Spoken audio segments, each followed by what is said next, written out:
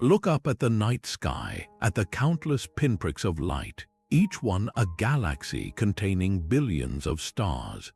It feels solid, permanent, a vast cosmic cityscape. But what if I told you that everything you can see, every star, every swirling galaxy, is merely the glittering decoration on a framework made of something we cannot see, cannot touch, and barely understand? The universe we observe is just the visible tip of a colossal, hidden iceberg. The true architecture of the cosmos, the invisible skeleton upon which galaxies are built, is composed of a mysterious substance known as dark matter. And these galaxies, including our own Milky Way, are not floating freely in space. They are each encased within a vast, spherical cloud of this enigmatic material, a cosmic dark matter halo. This is not a small, faint thing. The scale is almost incomprehensible. Our galaxy's halo is believed to extend nearly 1 million light-years from the center, a ghostly sphere that dwarfs the luminous disk of stars we call home. Within this halo, the dark matter exerts an immense gravitational pull, a silent, invisible force that dictates the very rotation and fate of the galaxy it cradles. It is the ultimate cosmic puppet master, and for decades, scientists have been trying to catch a glimpse of the strings. This halo is the reason our galaxy spins the way it does, the reason it hasn't flown apart, and it may even hold the key to understanding the universe's ultimate fate. Yet, despite its profound influence, it remains one of the greatest and most frustrating mysteries in all of physics. We know it's there because of what it does, but we have no idea what it actually is. That profound gap between knowing an effect's existence and understanding its true nature is where our journey begins today. We are about to venture into the heart of this mystery, to explore 25 of the most compelling, puzzling, and mind-bending questions surrounding these cosmic dark matter halos. We will investigate why they have the shapes they do, what strange particles might constitute them, and how they orchestrate the formation of galaxies in the early universe. We will confront theories that challenge our very understanding of physics and grapple with observations that simply don't make sense under our current models. This is a frontier of science where certainty ends and wonder begins. So, prepare to look at the universe in a completely new way, to peer into the invisible fabric of reality itself, as we unravel the 25 mysteries of the cosmic dark matter halo. Our first mystery strikes at the very heart of the dark matter paradigm, presenting a puzzle so fundamental that it has astronomers questioning whether we've misunderstood the nature of dark matter itself. It's known as the missing satellite problem, and it begins with a powerful prediction from our most sophisticated computer simulations of the universe. These virtual universes, which model how dark matter gravitationally clumps together over billions of years, show a very specific hierarchy. Around a large galaxy like our Milky Way, the simulations predict a bustling swarm of thousands of smaller dark matter clumps, often called subhalos. These are the building blocks, the smaller pieces that merge to form the grand galaxy we see today. According to the math, these subhalos should still be there, orbiting our galaxy like a cloud of invisible moons. The problem emerges when we compare this prediction to what we actually see through our telescopes. Instead of thousands of luminous companions, we observe only a few dozen small, faint dwarf galaxies. It's the difference between expecting a massive, star-filled metropolis and finding only a handful of isolated villages. So where is everyone? Where are the thousands of galaxies that should be lighting up these dark matter clumps? This glaring mismatch suggests a critical flaw in our understanding. One possibility is that our simulations are based on the wrong kind of dark matter. The standard model assumes what's called cold dark matter, meaning the particles move relatively slowly. But if dark matter is instead warm, with particles moving at much higher speeds, that would change everything. Warmer particles would be less likely to clump together on such small scales. effectively wiping out the formation of the tiniest subhalos and bringing the predicted numbers much closer to what we observe. Another compelling explanation doesn't challenge the existence of the subhalos, but rather their visibility. The idea is that the thousands of predicted dark matter clumps are indeed out there, but they are almost completely dark. For a clump of gas to collapse and ignite into stars, it needs to reach a certain critical density. Perhaps in the vast majority of these small halos, the conditions were never quite right. Maybe supernova explosions in the earliest, brightest galaxies blew away the necessary gas from these smaller neighbors, or perhaps the gas itself was simply too hot to condense. In this scenario, the cosmos is far more crowded than it appears, filled with countless invisible dark matter halos that failed to become galaxies, ghost islands adrift in the cosmic sea. This mystery forces us to ask whether we are missing something about the fundamental physics of dark matter, or if we are underestimating the complex and sometimes destructive processes of star formation itself. While the missing satellite problem asks where the small dark matter halos are, our second mystery questions what they actually look like on the inside. This is the Cusp-Core problem, and it highlights a dramatic clash between the pristine predictions of theory and the messy reality of astronomical observation. To understand it, we need to picture the gravitational behavior of dark matter. The most widely accepted model, lambda-cold dark matter, makes a very specific forecast. As dark matter collapses under its own gravity to form a halo, the particles should naturally settle into a particular configuration. Their density should be incredibly high at the very center, forming a sharp peak or a cusp, and then gradually decrease as you move outward. Think of it like a steep, densely packed mountain with the highest concentration of matter at its peak. However, when astronomers study the motions of stars within small, faint dwarf galaxies, which are thought to be dominated by dark matter, they often find something completely different. Instead of a steep mountain peak, the data suggests a gentle, rolling hill. The dark matter density appears to be roughly constant towards the center, forming a flat core. It's as if someone took a knife and carefully sliced off the top of the mountain. This discrepancy is not a minor accounting error. It's a fundamental disagreement about the basic architecture of these dark matter halos. The theory that works so beautifully on the grand scale of the entire cosmos seems to break down when we zoom in on individual galaxies. This is where the story gets even more fascinating, because the solution might not lie in changing dark matter itself, but in accounting for a powerful force we already know well, ordinary matter. This idea is known as baryonic feedback. Baryonic refers to the normal stuff, the protons, neutrons, and electrons that make up stars, planets, and us. For a long time, simulations focused purely on the gravity of dark matter, treating it as an isolated system. But in reality, galaxies are a mixture of dark matter and this normal baryonic matter. And baryonic matter can be incredibly violent. In the early, chaotic lives of small galaxies, stars were born in rapid bursts. The most massive of these stars lived short, brilliant lives before exploding as supernova. These explosions are not just pretty lights in the sky. They are engines of immense power, capable of blowing huge amounts of gas outward from the center of the galaxy. This is where the feedback loop comes into play. As these gigantic cosmic bombs repeatedly go off, they push the normal gas around, but dark matter feels gravity, and gravity responds to changes in the distribution of mass. When the supernova ejects a significant amount of baryonic mass from the galactic center, the gravitational pull at the center weakens. The dark matter particles, which were once tightly bound in that steep cusp, respond to this sudden change. They effectively relax and move outward, smoothing out the sharp peak into a flatter core.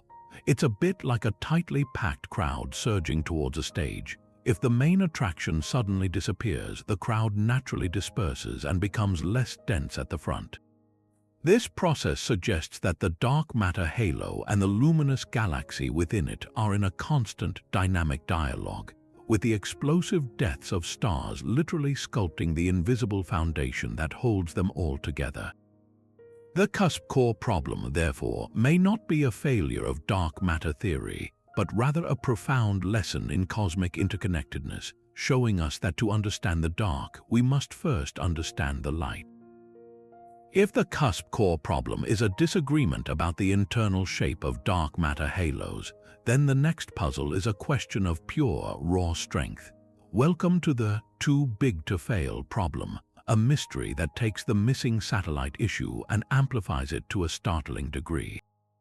The name itself is a nod to the global financial crisis, where certain banks were deemed so large and interconnected that their failure was simply not an option. In our cosmic context, it refers to the most massive and robust dark matter subhalos predicted by simulations, halos so immense and gravitationally powerful that, according to all our understanding of galaxy formation, they should have been absolutely guaranteed to succeed. These subhalos were too big, too dense, and had too strong a gravitational grip to fail at forming bright, noticeable dwarf galaxies. Our most advanced virtual universes consistently generate these stellar candidates. They are the heavyweight champions of the satellite world, possessing deep gravitational wells that should have easily captured and held onto vast amounts of gas. This gas should have cooled, condensed, and fueled vigorous star formation, resulting in dwarf galaxies that would be among the brightest and most easily spotted objects orbiting our Milky Way.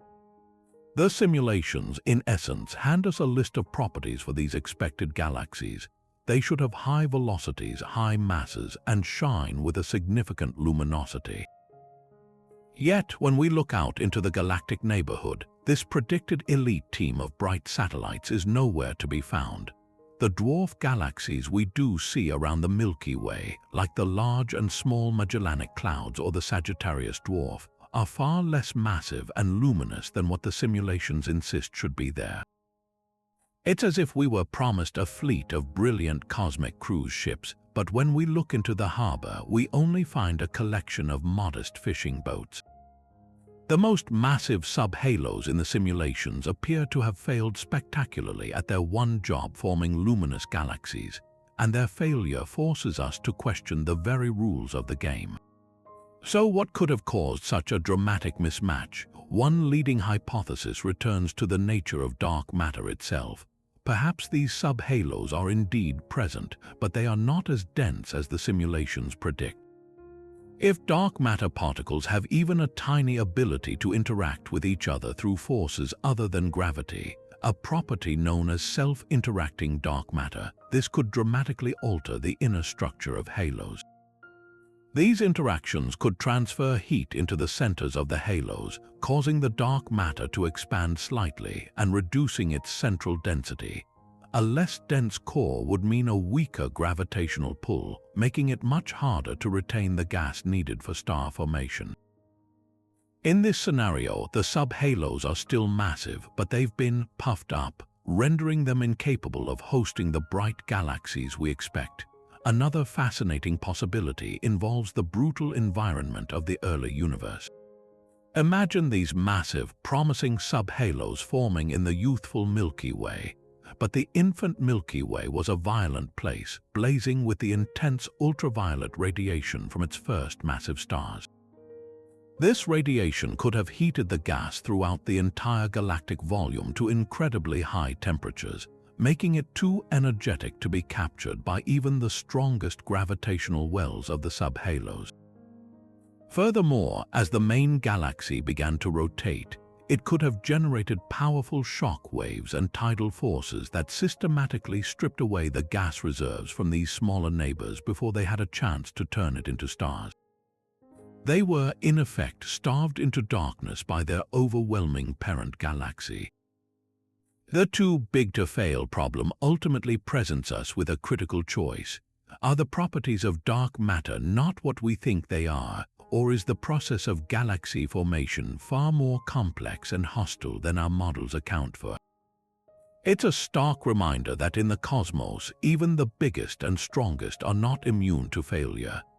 Just when the problems of missing and failed satellites seem deep enough, we encounter a mystery that challenges our understanding of the entire cosmic arrangement. This is the planes of satellites problem, and it presents an observation so strange and unexpected that it seems to defy the fundamental principles of the dark matter model. According to the standard cosmological theory, the universe should be largely isotropic, meaning it looks roughly the same in every direction. When dark matter collapses to form a vast halo like the one around our Milky Way, the smaller subhalos that fall into orbit should do so from all angles like bees swarming randomly around a hive. The resulting collection of dwarf galaxies should be a scattered, disorganized cloud with no preferred orientation or direction of motion. But the universe, it seems, has a preference for order. When astronomers began meticulously mapping the positions and motions of the dwarf galaxies orbiting the Milky Way, they found something astonishing. These satellites are not randomly scattered. Instead, a significant number of them are aligned along a remarkably thin, vast disk, a great circle in the sky that slices through our galactic home. Even more puzzling, many of these dwarfs within this disk are not just positioned together, they are moving in concert, orbiting the Milky Way in the same direction, like cars on a cosmic racetrack. This structure is often called the vast polar structure. If this were just a quirk of our own galaxy, we might write it off as a strange coincidence. But then we looked at our nearest large galactic neighbor, the Andromeda Galaxy, and found an even more pronounced version of the same phenomenon. Andromeda's satellites are also arranged in an immense, thin, rotating plane. This discovery transforms the mystery from a local oddity into a potential crisis for our models. The probability of such delicate, rotating structures arising by chance from the random, chaotic process of hierarchical clustering in the standard model is incredibly low. It's the difference between expecting a chaotic splash of paint and finding a meticulously drawn, spinning pinwheel. So how could such an intricate structure form? One controversial idea is that these planes are not made of individual dwarf galaxies that fell in separately, but are instead the lingering debris from a single, ancient collision. When two large galaxies graze each other, tidal forces can strip gas and stars, stretching them out into vast streams that can later fragment into dwarf galaxies. These fragments would naturally share the orbital plane of the original collision. While this can explain some stellar streams we see, it struggles to account for the sheer number and mass of the dwarf galaxies we observe in these planes. It would require a very specific and dramatic event in the recent past for both the Milky Way and Andromeda, which seems statistically unlikely. A more radical explanation challenges the dark matter paradigm itself. Theories like modified Newtonian dynamics, or MUND, which propose that our understanding of gravity is incomplete rather than invoking dark matter, can naturally produce such satellite planes. In these models, the gravitational field of a large galaxy can create a preferred plane along which smaller satellites tend to form or settle. While MUND has its own set of significant challenges on larger cosmological scales, the planes of satellites problem remains one of its strongest supporting arguments. This forces cosmologists into a difficult position. Either we accept that an incredible cosmic coincidence happened twice to our two largest local galaxies, or we must reconsider some of the most basic assumptions about how gravity works on galactic scales. This plane of satellites, a seemingly simple alignment in the sky, therefore represents a profound fork in the road for modern astrophysics. Moving from the specific and immediate puzzles of satellite galaxies, we now turn our gaze to a mystery that spans the truly cosmic scales of time, asking not just how dark matter halos behave today, but what becomes of them in the almost unimaginably distant future. This is the question of their ultimate fate, a slow-motion drama dictated by the competing forces of gravity and the expansion of the universe itself. For billions of years, the story of dark matter halos has been one of growth and consolidation. Gravity has been the undisputed architect, pulling vast clouds of dark matter together, orchestrating mergers between halos that build ever larger structures and steadily drawing in new material from the cosmic web through a process known as accretion.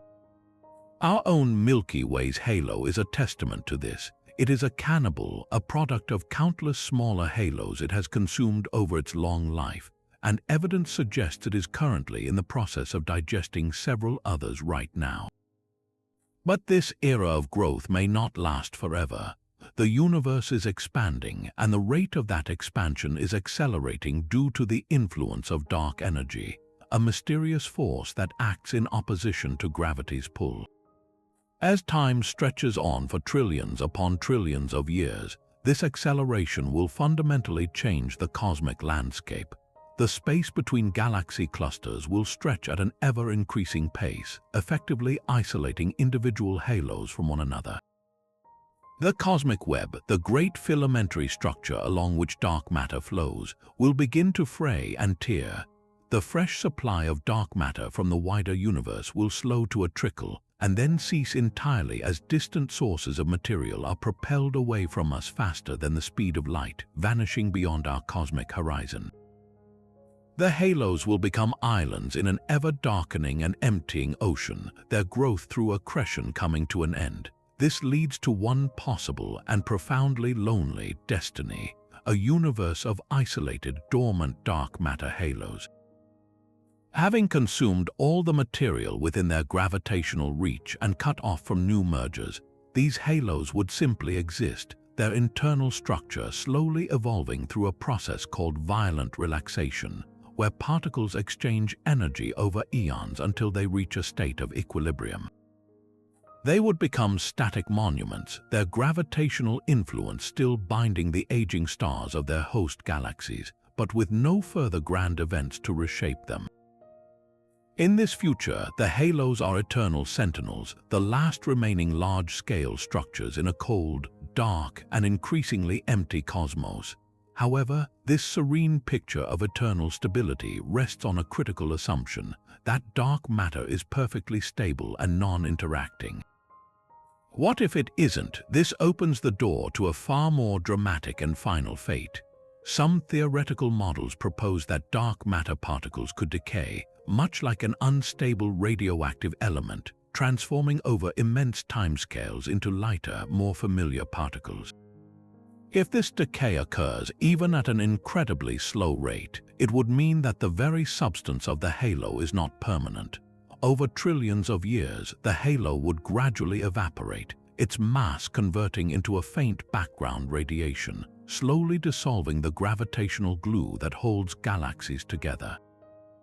Without the halo's anchoring presence, the stars within the galaxy would drift apart, and the galaxy itself would dissipate into a diffuse cloud, effectively ending its coherent existence. An even more explosive possibility involves dark matter particles that can not only decay but also annihilate upon contact with each other. If certain theoretical particles, like WIMP or weakly interacting massive particles, are real, they could be their own matter and antimatter counterparts. When a particle of dark matter meets its antiparticle, they would annihilate in a flash of energy, converting their mass entirely into gamma rays or other standard particles. The rate of this annihilation would depend on the density of the halo. In the incredibly dense centers, this process could, over cosmic timescales, act like a slow-burning fuse, consuming the halo from the inside out. The final act of such a halo would not be a quiet fade, but a faint, long-lasting glow of annihilation radiation as it systematically dismantles itself. The ultimate fate of these cosmic structures, therefore, hinges on answers we do not yet possess. Is dark energy's push strong enough to ultimately quarantine halos from one another forever? Is dark matter truly an immortal substance, or does it have a built-in expiration date? The answer lies in the fundamental properties of the universe's two greatest mysteries, dark matter and dark energy. Their long-term battle, the relentless push of dark energy against the patient pull of dark matter's gravity, will write the final chapter for every galaxy, every star, and every dark matter halo in the cosmos. It is a confrontation that will determine whether the grand architecture of the universe endures eternally or slowly fades back into the darkness from which it came. These structural puzzles we've explored, the missing satellites, the unexpected cores, the failed giants, and the mysterious planes, all point toward a deeper, more fundamental question. If we accept that dark matter halos are real, then we are forced to ask, what are they actually made of? We've been talking about dark matter as a substance, but its true identity remains the greatest unsolved problem in particle physics. We are in the position of a primitive tribesman who sees the footprints of an elephant and knows a massive creature has passed by, but has no conception of the animal itself. We see the gravitational footprints of dark matter everywhere, but the particle or particles that leave those prints are still entirely theoretical. For decades, the leading candidate has been a class of particles known as WIMP, or weakly interacting massive particles. The appeal of this idea lies in what physicists call the WIMP miracle. It's a remarkable bit of cosmic coincidence that suggests WIMP could solve two major puzzles at once. In the early universe, just moments after the Big Bang, the cosmos was a seething soup of fundamental particles. Theorists calculated that if a stable, massive particle existed that interacted with normal matter only through the weak nuclear force and gravity, it would have been produced in vast quantities. As the universe expanded and cooled, these particles would have annihilated each other, but the expansion would have diluted their density, freezing out a specific remnant. The incredible part is that the calculated density of this leftover relic aligns almost perfectly with the amount of dark matter we observe today. It's a solution that seems almost too elegant to be false, connecting the world of particle physics directly to the large-scale structure of the cosmos. The properties of WIMP would also neatly explain the behavior of dark matter halos. Their weakly interacting nature means they rarely, if ever, collide with each other or with normal atoms, allowing them to form the vast, diffuse halos we infer. Their massiveness gives them the gravitational heft to dominate the formation of cosmic structure.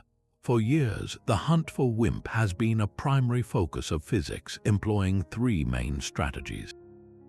Direct detection experiments located deep underground to shield from cosmic rays use ultra-pure crystals or vats of liquid xenon, hoping to catch the incredibly rare ping of a WIMP bumping into an atomic nucleus. Indirect detection efforts use space-based telescopes to scan the skies for the telltale gamma rays that would be produced if WIMP annihilate each other in the dense centers of halos. And particle colliders, like the Large Hadron Collider, attempt to actually create WIMP by smashing ordinary particles together at near-light speeds. Yet, despite decades of searching with increasingly sensitive equipment, WIMP have steadfastly refused to show themselves. This persistent silence has led physicists to seriously consider other, even more exotic possibilities. One of the most intriguing alternatives is the axion. If WIMP are thought of as heavyweights, axions are the featherweights of the dark matter world.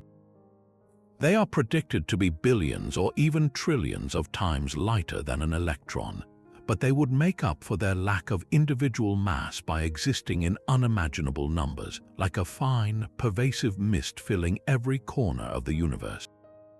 Axions were originally proposed not to explain dark matter, but to solve a deep problem in particle physics concerning the symmetry of the strong nuclear force. Their potential role as a dark matter candidate was a happy bonus. The behavior of an axion dark matter halo would be profoundly different from a WIMP halo. Because axions are so incredibly light, quantum mechanical effects become important on astronomical scales.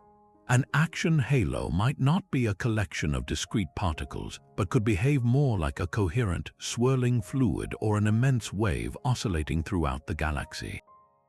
This wave-like nature could potentially lead to unique, observable structures within the halo, such as dense ripples or caustics, that we might one day detect through their subtle influence on light or through highly specialized telescopes tuned to search for the faint radio waves axions might emit. Another candidate steps out from the shadowy world of neutrinos, those elusive ghosts that stream from the sun and other cosmic sources. We know neutrinos exist and have a tiny amount of mass, but the known types of neutrinos are too light and fast-moving to be the primary dark matter. They would have smoothed out the early universe too much, preventing galaxies from forming. However, theorists have proposed a hypothetical fourth type called a sterile neutrino. As the name implies, it would interact only through gravity, not even through the weak force, making it even more elusive than its known relatives. A sterile neutrino would have a much larger mass, and its existence could be revealed in a fascinating way. It might spontaneously decay, emitting a single, specific X-ray wavelength. Astronomers have even reported a curious, unexplained X-ray signal from distant galaxies and galaxy clusters that some have suggested could be the fingerprint of sterile neutrino decay, though the evidence remains controversial. If sterile neutrinos are the answer, they could also influence halo formation by streaming away from dense regions, carrying energy with them, and subtly altering the inner structure of halos in ways we are just beginning to model. The search for the identity of dark matter is more than just academic curiosity. It is a quest to understand the majority of the material content of the universe. The properties of the true dark matter particle will dictate not only the grand architecture of the cosmic web, but also the fine-grained details of the halos that cradle each galaxy. Is the halo a cloud of massive, discrete WIMP, a coherent wave of axions, or a haze of decaying sterile neutrinos? Each possibility leaves a unique imprint on the formation history of galaxies, potentially resolving some of the small-scale mysteries we see today. The answer will rewrite the textbooks of both particle physics and cosmology, revealing a component of reality that has been hidden in plain sight, governing the evolution of the cosmos since the very first instant of time. If the previous mysteries revealed conflicts between prediction and observation, our next enigma celebrates a different kind of challenge, the bewildering variety found in nature itself. We arrive at the diversity of halo density profiles. You might expect that if dark matter is a simple, cold, and collisionless fluid, then halos of a similar mass should all look roughly the same on the inside. The simulations based on these simple assumptions tend to produce a universal, predictable pattern, a steeply rising density towards the center, a profile that mathematicians describe with a specific formula. It's a one-size-fits-all prediction for cosmic architecture, but the universe, as we are learning, has a deep aversion to uniformity. When astronomers probe the inner regions of real galaxies, they find a surprising spectrum of density slopes. Some halos do indeed have the predicted steep cuspy centers, while others show much flatter, core-like profiles and everything in between. This diversity is not random noise, it is a systematic clue, a cosmic fingerprint left by the unique life story of each halo and the fundamental properties of the particles within it. A primary driver of this variety appears to be the violent and dramatic biography of a galaxy, its merger history. Imagine two dark matter halos on a collision course. As they swing past each other or merge in a catastrophic embrace, the gravitational turmoil is immense. The complex dance of tidal forces, where gravity pulls more strongly on the near side of an object than the far side, can dramatically reshape the inner structure. A series of minor mergers, like small halos being absorbed by a larger one, can repeatedly stir up the central regions, transferring energy to the dark matter particles and potentially puffing them up, softening a sharp cusp into a gentler slope. In contrast, a halo that has lived a relatively quiet, isolated life, free from major gravitational disturbances, might better preserve the pristine, cuspy profile it formed within the early universe. The diversity we see, therefore, could be a direct reflection of whether a halo is a cosmic pacifist or a seasoned warrior, its internal structure a living record of past collisions. But the story doesn't end with gravity alone. Just as we saw with the Cusp-Core problem, the ordinary matter within the halo, the stars and gas, plays a surprisingly powerful role in this sculpting process. This is the realm of baryonic physics, and its effects are far from gentle. In galaxies with intense, concentrated bursts of star formation, the resulting supernova explosions can generate powerful winds that push the baryonic matter around. Since dark matter is gravitationally tied to this normal matter, the sudden ejection of mass from the galactic center can cause the dark matter to expand outward in response, flattening the central density. Conversely, in the hearts of massive galaxies, gas can cool and flow inward in vast quantities, feeding the supermassive black hole at the center. The incredible gravitational pull of this accumulating mass can actually drag dark matter particles inward with it, steepening the central cusp even further. So, depending on the specific astrophysical processes at play, whether a galaxy is a hotbed of stellar birth or a quiet haven for gas accretion, the baryons can act as either a chisel, carving out a core, or a magnet, pulling dark matter into a denser peak. This leads us to the most profound possibility, that the diversity of halo profiles is a direct window into the intrinsic nature of dark matter. What if the particle itself has properties that allow for a richer range of behaviors than our simplest models assume? For instance, if dark matter has any capacity for self-interaction, if the particles can bounce off each other like billiard balls, this would introduce a form of friction and pressure that gravity alone cannot account for. In the dense centers of halos, these collisions would transfer heat from the hotter outskirts to the cooler core, causing the central region to expand and creating a flatter density profile. The exact degree of flattening would depend on the strength of these interactions, meaning that a spectrum of observed profiles could correspond to a spectrum of possible particle interaction strengths.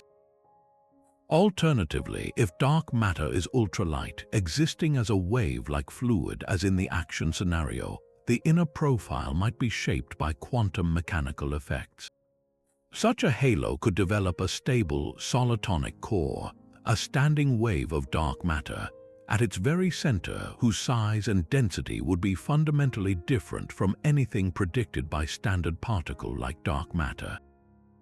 In this view, the diversity of halo structures is not a complication to be explained away, but a detailed map we are only beginning to decipher, one that could ultimately lead us to the true identity of the universe's most abundant yet elusive substance.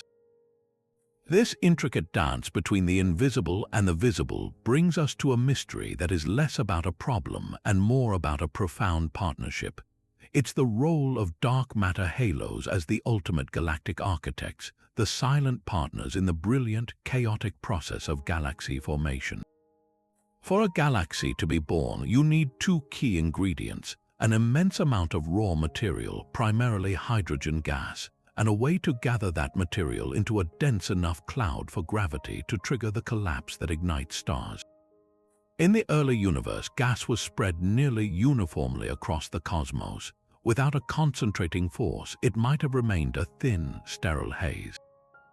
This is where the dark matter halo enters the stage, not as a passive backdrop, but as the active director of the entire production. Long before the first star ever flickered into existence, dark matter began to clump together due to its own gravity. Because it doesn't feel pressure or radiation, it can collapse much more efficiently than normal gas. These clumps grew into vast, scaffolding-like structures, the first dark matter halos. They became the gravitational seeds around which the entire future of luminous matter would unfold.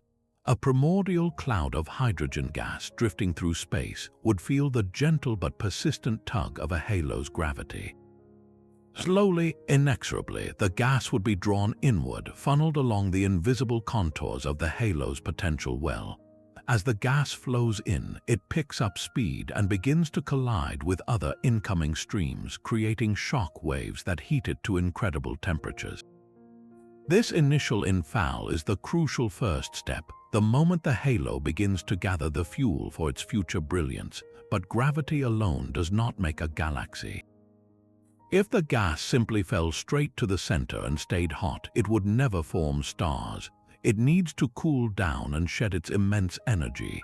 This is where the complex physics of baryonic matter takes over. The hot gas radiates away its heat primarily through emissions from atoms and molecules. As it cools, it loses the thermal pressure that was supporting it against gravity's pull, allowing it to condense further. Eventually, this cooled, dense gas can fragment into vast clouds, and within those clouds the first protostars are born. This is the halo's primary function, to act as a gravitational trap that collects, compresses, and contains the gas long enough for this miraculous cooling and condensation process to occur. The initial size and mass of the dark matter halo directly dictate the potential scale of the galaxy that forms within it. A massive halo can pull in more gas, leading to a giant elliptical or a grand spiral galaxy. A smaller halo might only ever form a faint dwarf galaxy. The halo sets the stage and writes the initial rules of the game. However, the galaxy that forms is not a passive prisoner of its dark matter cage. It talks back, and its voice is often explosive. This is the feedback loop, a dynamic conversation that shapes both partners over billions of years. The first stars to ignite are not gentle giants. They are behemoths many times more massive than our Sun. They burn fiercely and die young in colossal supernova explosions. These explosions inject enormous amounts of energy back into the surrounding gas. They can heat it, push it around, and in smaller halos with weaker gravity, they can even blow the gas completely out of the galaxy, temporarily or permanently halting star formation. This stellar feedback is a self-regulating mechanism. Too much star formation too quickly leads to a violent feedback that shuts down the very process that caused it. The halo's gravity must be strong enough to withstand these outbursts and hold onto enough gas for future generations of stars.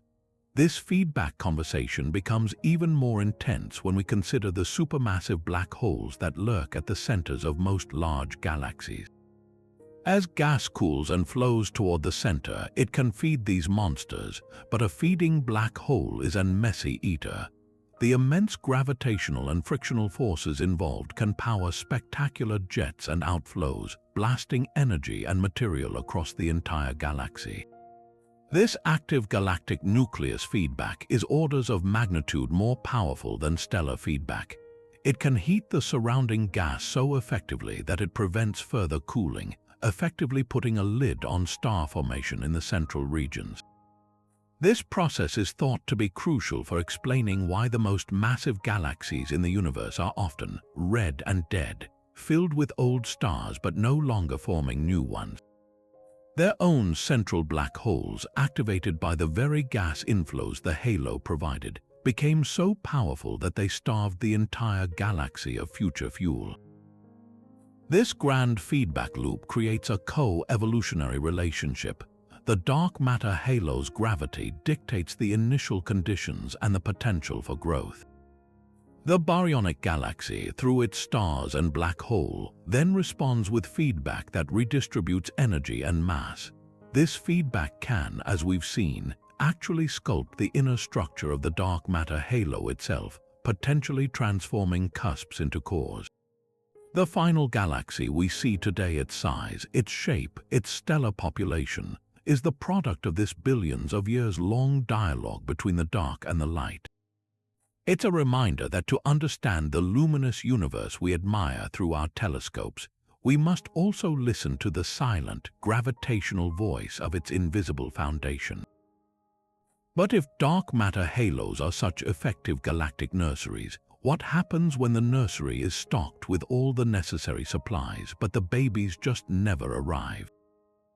This brings us to one of the most ghostly concepts in all of modern astronomy, the idea of dark galaxies. Imagine a massive cloud of hydrogen gas swirling within the gravitational embrace of a fully formed dark matter halo. It has all the ingredients for star formation, yet for some mysterious reason, it remains completely dark, a cosmic stillbirth where not a single star has ever ignited. These would be galaxies in name only, vast islands of pristine gas and dark matter drifting silently through the blackness of intergalactic space. The evidence for such spectral objects is tantalizingly indirect, often relying on the universe's own magnifying glass, gravitational lensing. When light from a distant, bright object passes near a massive foreground object, the foreground object's gravity bends the light just like a lens. Sometimes, astronomers observe multiple, distorted images of a single background galaxy. By meticulously mapping the distortions in these images, they can calculate the precise amount and distribution of mass in the foreground lens that caused the warping. On several occasions, this forensic analysis of light has revealed a puzzling discrepancy. The distortion pattern implies the presence of a significant clump of mass, a subhalo, along the line of sight, but when they look at that exact spot with the world's most powerful telescopes, there is absolutely nothing to see. No stars, no glowing gas, no trace of a conventional galaxy. The only logical conclusion is that the lensing is being caused by a concentration of dark matter, a halo that possesses the gravitational heft of a dwarf galaxy but has remained completely dark. These ghost halos are some of the strongest candidates for true dark galaxies.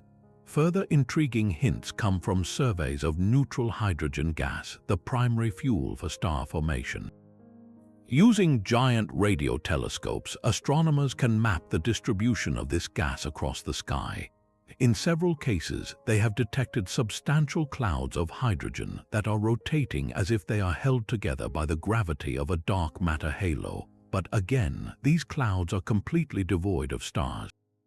One of the most famous examples is an object known as Hi1225+01, a massive hydrogen cloud discovered near the galaxy M101. It contains enough gas to form millions of stars, yet it appears to be starless. Is this a dark galaxy caught in the act of formation? Or is it something else entirely, like the tidal debris ripped from a collision between two other galaxies? The distinction is crucial, and it highlights the immense challenge in definitively confirming a dark galaxy's existence. The very concept forces us to ask, why would a halo fail so completely? What could prevent star formation on such a grand scale? One possibility is that the gas within the halo is simply too hot. For gas to collapse and form stars, it needs to cool down by radiating away its thermal energy.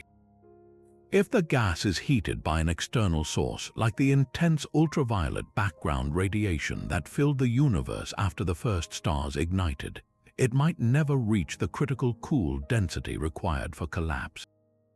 Another scenario involves the halo's formation history. A dark galaxy might be a halo that formed late, after the epoch of reionization had heated the universal gas supply, effectively closing the window of opportunity for star formation in small, vulnerable systems. Its gas might be warm, diffuse, and stable, forever hovering on the brink of collapse but never quite tipping over the edge.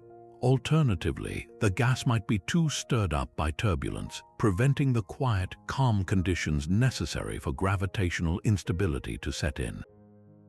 Or the halo might lack the initial seed of a density fluctuation, a tiny knot of slightly denser gas, to act as a trigger for the first collapse. Without that initial nudge, the gas could simply orbit indefinitely in a smooth, featureless disk, never fragmenting into stellar nurseries. The search for dark galaxies is ultimately a search for the limits of galaxy formation itself. By finding and studying these failed systems, we can learn what critical ingredients are missing, and in doing so, we gain a deeper appreciation for the delicate and specific conditions that allowed our own bright, star-filled galaxy to succeed where so many others may have silently failed. Just when we thought we understood the intimate dance between dark matter and the birth of galaxies, the universe presents us with a class of object so bizarre it seems to defy the very rules of the partnership. These are the ultra-diffuse galaxies, or UDGS, and they are perhaps the most perplexing misfits in the cosmic family. Imagine finding a ghostly, wispy cloud of stars so faint and spread out that it is barely visible against the blackness of space. If you were to compare it to our own Milky Way, which packs hundreds of billions of stars into a brilliant, swirling disk, this object would look like a pale and forgotten echo. You would naturally assume it is a dwarf galaxy, a small collection of stars held together by a correspondingly small and weak dark matter halo. But when astronomers measure the motions of the stars within these ethereal structures, they get a shock that challenges everything. The stars are moving at astonishingly high velocities, speeds that should be impossible for such a faint, low-mass collection of stars to contain. The only explanation is that this seemingly fragile galaxy is actually embedded within a dark matter halo of colossal proportions, a gravitational anchor with the mass of a giant like the Milky Way. It's the equivalent of discovering a small, dim light bulb powered by the entire electrical grid of a major city. The poster child for this mystery is a galaxy known as Dragonfly 44, located in the distant Coma galaxy cluster. Through the lens of a telescope, it is a mere smudge of light, but detailed studies revealed its terrifying secret. The handful of stars in Dragonfly 44 are whizzing around so fast that the galaxy must contain a staggering amount of dark matter, nearly as much as our own Milky Way, to keep it from flying apart. This creates a profound puzzle of proportions. How can a galaxy possess the dark matter foundation of a Titan, yet only manage to build the stellar equivalent of a modest village on top of it? The ratio of dark matter to luminous matter is off the charts, making these galaxies almost entirely dark. They are not just failed galaxies, they are galaxies that failed spectacularly to convert their immense potential into starlight. So what cosmic process could lead to such an outcome? One compelling theory places these galaxies in a particularly hostile environment, the heart of a dense galaxy cluster. Clusters like Coma are chaotic, violent cities of galaxies, filled with a superheated plasma known as the intracluster medium. A smaller galaxy wandering into this urban core would face a brutal ordeal. As it moves at high speed through this thin but searingly hot gas, it experiences a process called ram pressure stripping. Think of it as a cosmic wind, but one so powerful that it can forcibly blow the cold, star-forming gas right out of the galaxy, much like the wind tearing the petals from a flower. A proto-galaxy like Dragonfly 44 may have entered the cluster long ago with a full tank of gas, ready to become a brilliant spiral. But the cluster environment robbed it of its fuel, shutting down star formation almost entirely and leaving it with only the stars it had managed to form before the Great Robbery. Its massive dark matter halo, invisible to the stripping process, remained intact, a silent monument to what might have been. Another possibility is that these galaxies are the victims of a different kind of cosmic violence, internal turmoil. Perhaps in their youth, they experienced such intense and rapid bursts of star formation that the resulting supernova explosions blew out nearly all of their remaining gas. In a smaller dwarf galaxy, this feedback can be powerful enough to eject gas completely, but the immense gravity of a massive dark matter halo should normally be able to recapture it. However, if the feedback was exceptionally violent or happened very early, it might have heated the gas to such a high temperature that it became too energetic to fall back in, forever starving the galaxy of the material needed to make new stars. They became trapped in a state of suspended animation, their stellar populations frozen in time. Yet a third, even more fascinating idea suggests that ultra-diffuse galaxies are not victims at all, but rather cosmic relics. They might be failed versions of the most massive galaxies in the universe, known as brightest cluster galaxies, which sit at the very centers of clusters. According to this theory, Dragonfly 44 could be the leftover core of a giant galaxy that was in the process of forming. but its growth was stunted because it was starved of fresh gas from the cosmic web, perhaps because it formed in a relatively empty patch of the universe.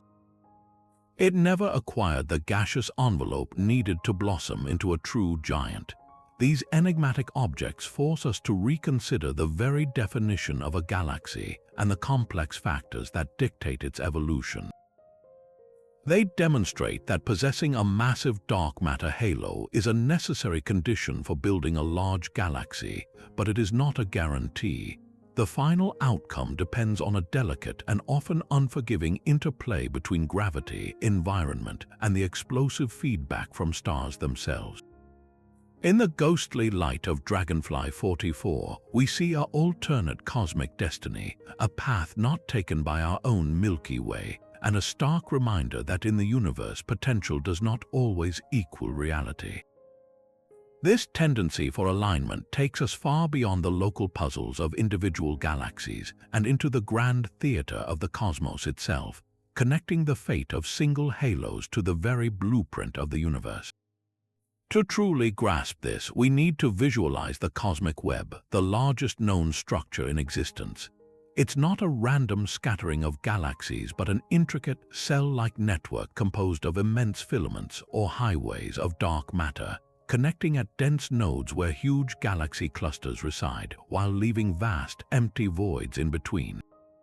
This web is the fossilized imprint of the infant universe, a pattern that emerged from microscopic quantum fluctuations stretched to cosmic proportions by inflation.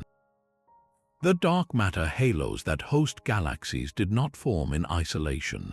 They condensed out of this pre-existing web, and like fruit forming on a vine, they carry within them a memory of the structure from which they grew. This is where the phenomenon of alignment becomes a powerful diagnostic tool. According to our best models, the gravitational collapse that forms a halo is not perfectly spherical. A halo collapses most rapidly along the direction of the densest filament, like clay being squeezed between an potter's fingers. This natural process should imprint a specific shape on the resulting halo, elongating it along the spine of the cosmic filament that birthed it.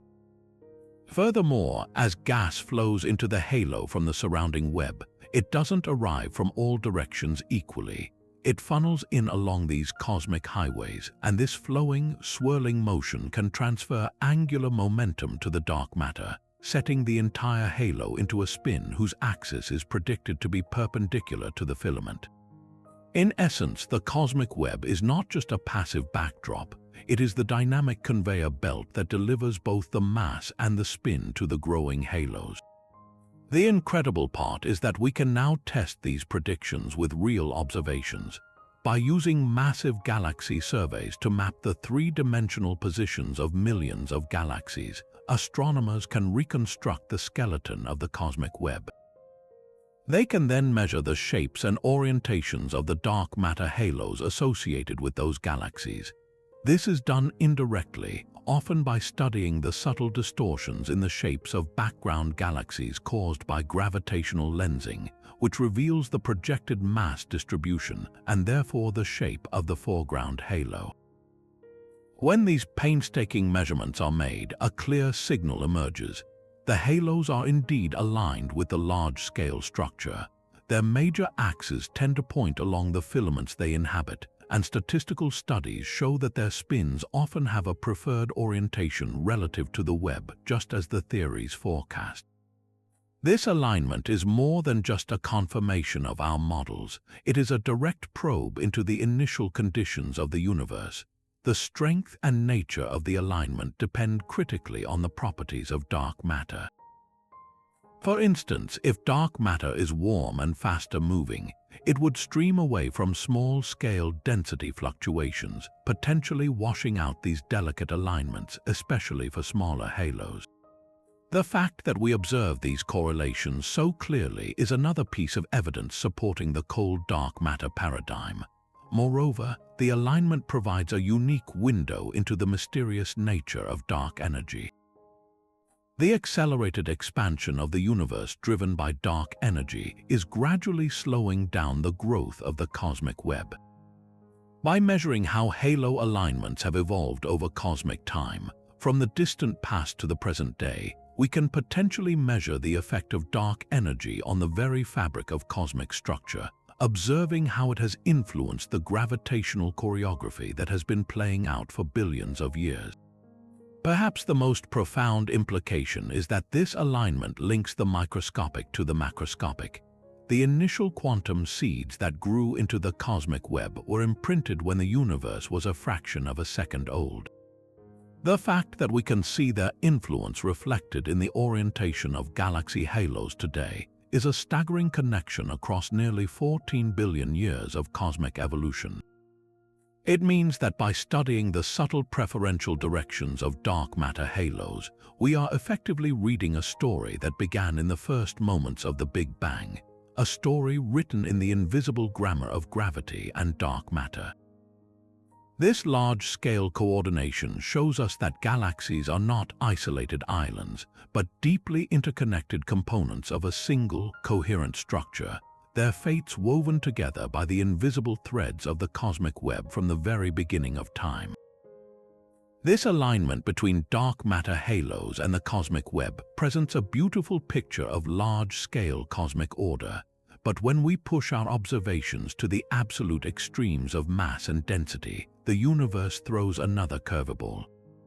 We now arrive at a mystery that unfolds not around a single galaxy, but within the most massive structures gravity has ever built, galaxy clusters. These are the metropolises of the cosmos, containing hundreds or even thousands of individual galaxies, all swimming in a sea of superheated gas and bound together by a truly gargantuan dark matter halo.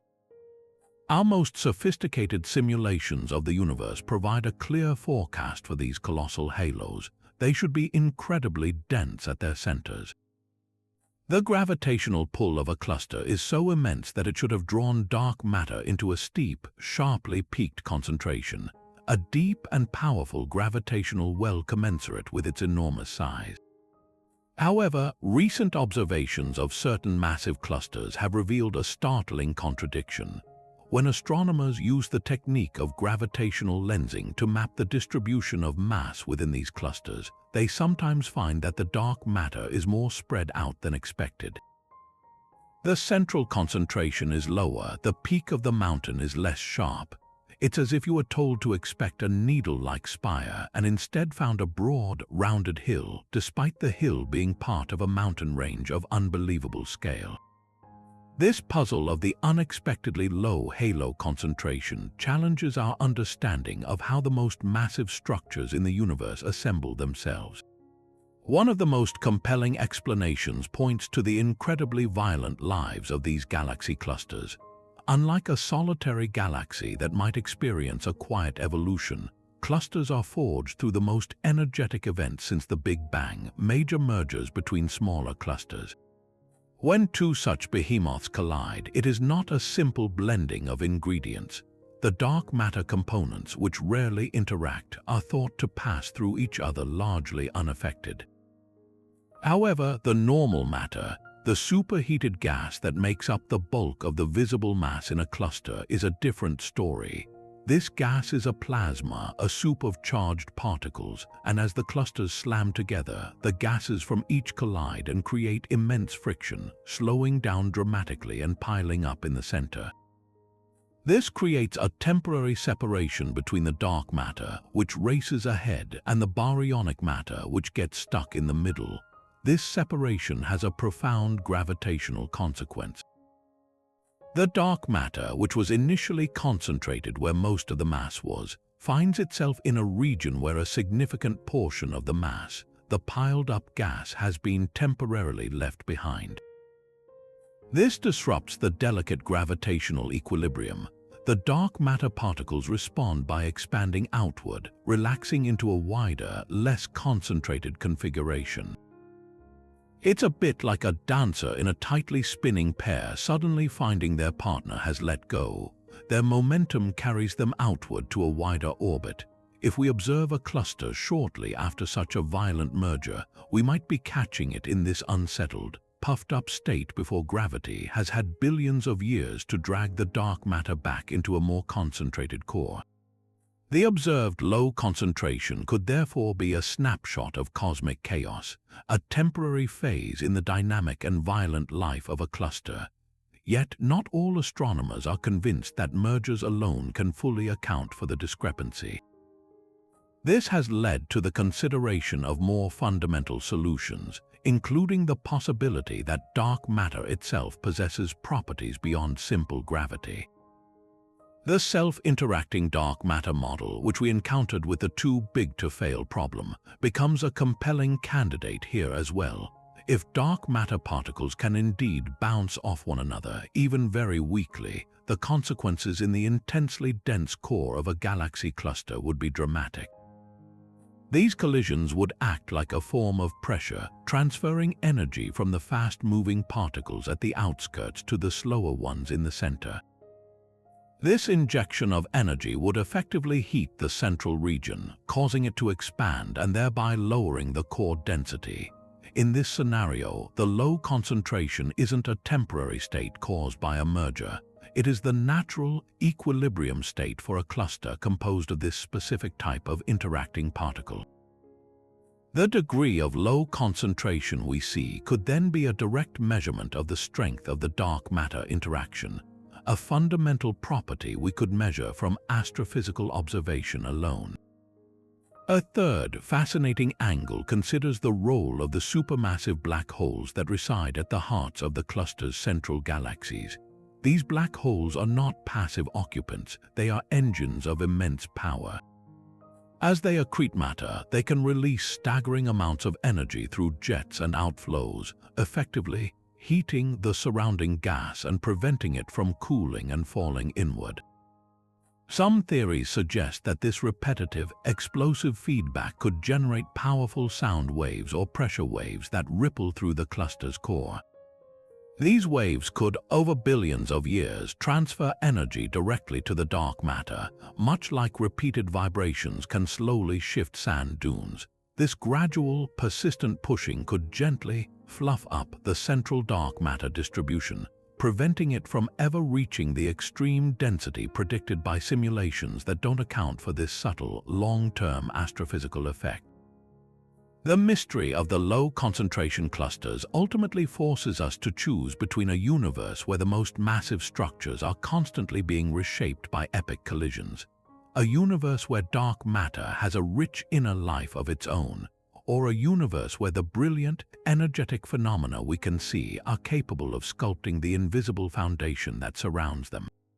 Shifting our perspective from the grand alignment of halos to their violent assembly history, we encounter a mystery that is fundamental to the very existence of galaxies like our own, the survival of the smallest building blocks.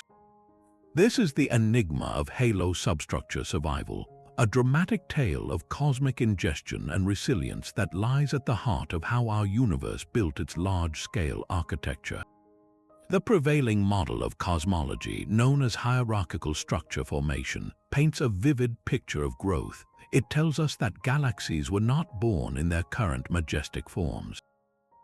Instead, they were assembled piece by piece over billions of years through a relentless process of cannibalization. The majestic spiral of the Milky Way was not forged whole from a single cloud. It is the product of a long and violent history of mergers, a cosmic collage made from the remnants of countless smaller galaxies and dark matter clumps that it has consumed. This narrative leads to a critical and puzzling question. Imagine a small, self-contained dark matter halo, a potential dwarf galaxy in its own right, falling into the immense gravitational field of a much larger host like our Milky Way. The tidal forces at play are almost unimaginable. Just as the Moon's gravity stretches the Earth's oceans to create tides, the host halo's gravity exerts a vastly more powerful stretching force on the incoming subhalo. The side of the subhalo closer to the host feels a stronger pull than the far side, creating a difference that tries to rip the smaller object apart.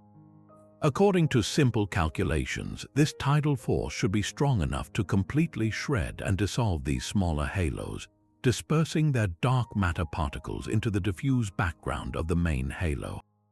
If this were the whole story, the inner regions of a large galaxy like ours should be smooth, a well-mixed soup of dark matter with no remaining traces of its cannibalistic past. Yet the survival of dwarf satellite galaxies orbiting the Milky Way is direct observational proof that this does not happen, at least not completely. These dwarfs are the luminous survivors of this process, each one presumably still embedded within its own dense core of dark matter that has withstood the tidal onslaught. So how do these dense cores endure? The secret lies in the very nature of dark matter and the physics of gravitational collapse. When a small dark matter halo first forms in the early universe, it undergoes a rapid, violent collapse. The particles fall inward, picking up speed, and then swing back out again. Through this process, they establish a stable, self-gravitating configuration with a remarkably high density at the center. This central region becomes so tightly bound by its own intense gravity that it can resist the external tidal forces trying to pull it apart. It's the difference between trying to tear apart a solid ball of rock and a diffuse cloud of dust. The dense, compact core has a structural integrity that the outer, more loosely bound layers lack. As the subhalo plunges into the host, it's the outer layers that bear the brunt of the tidal destruction. These less dense regions are stripped away, like the outer atmosphere of a comet being blown off by the solar wind. But the innermost core, the heart of the subhalo, can survive largely intact for billions of years, continuing to orbit within the larger halo. This process is not just a theoretical idea. It is precisely what our most sophisticated supercomputer simulations of cosmic structure formation show. They reveal large halos that are not smooth, but are instead teeming with a rich substructure. A swarm of these surviving dark matter cores, the fossilized remnants of past mergers.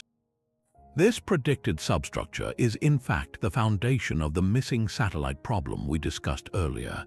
The simulations tell us the dark matter cores should survive. The mystery is why so few of them lit up with stars.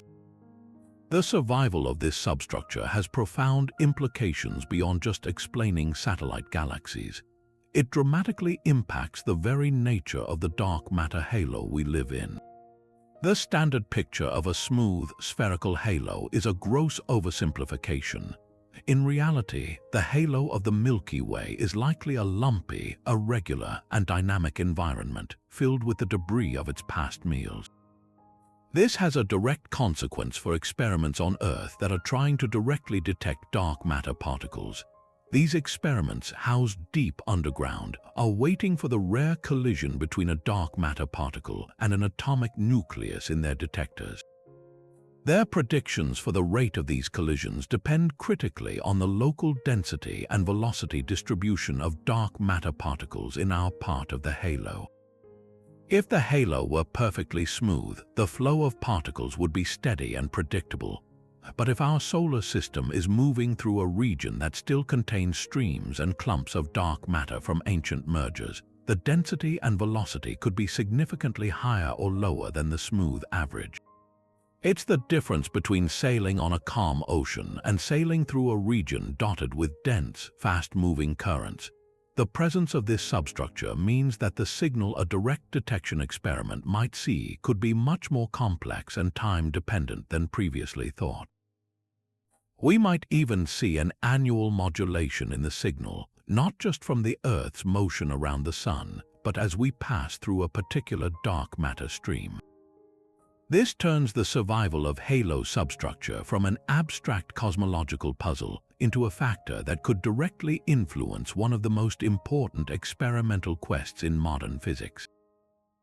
The enduring cores of ancient subhalos are not merely cosmic fossils. They are active participants in the ongoing story of our galaxy, their hidden presence shaping the potential discovery of the universe's most elusive substance. The story of dark galaxies often feels like a hunt for phantoms, a pursuit where every promising shadow could be a breakthrough or a mirage.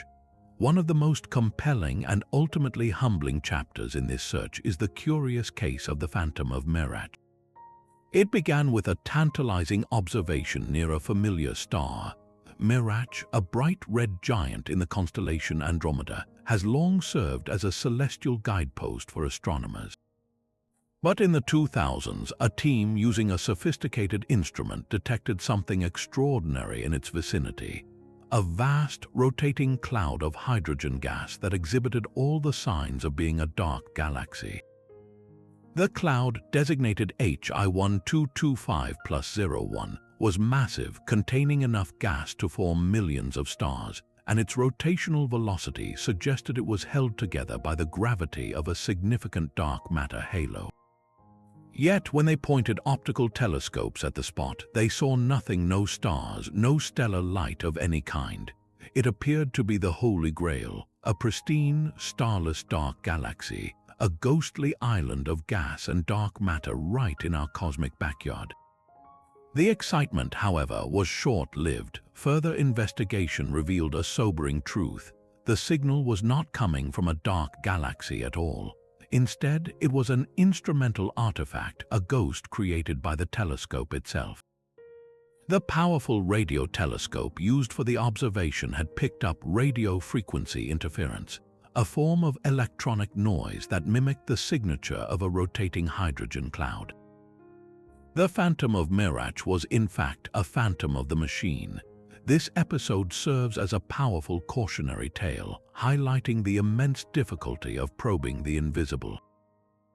Our quest to find isolated dark matter halos pushes our technology to its absolute limits, forcing us to distinguish between the faintest whispers of a real signal and the myriad groans and creaks of our own instruments. It is a reminder that when you are searching for something that emits no light, every flicker in the data must be scrutinized with extreme skepticism. Yet the dream of finding a true, isolated dark galaxy remains one of the most tantalizing goals in modern astronomy. The potential rewards are immense. A confirmed detection would be more than just a curiosity. It would be a pristine laboratory for studying dark matter in its purest form. In a normal galaxy, the gravitational effects of dark matter are mixed with the complex and often violent dynamics of stars, gas, and black holes. It's incredibly difficult to isolate the pure gravitational signature of the halo from the noise of the baryonic matter.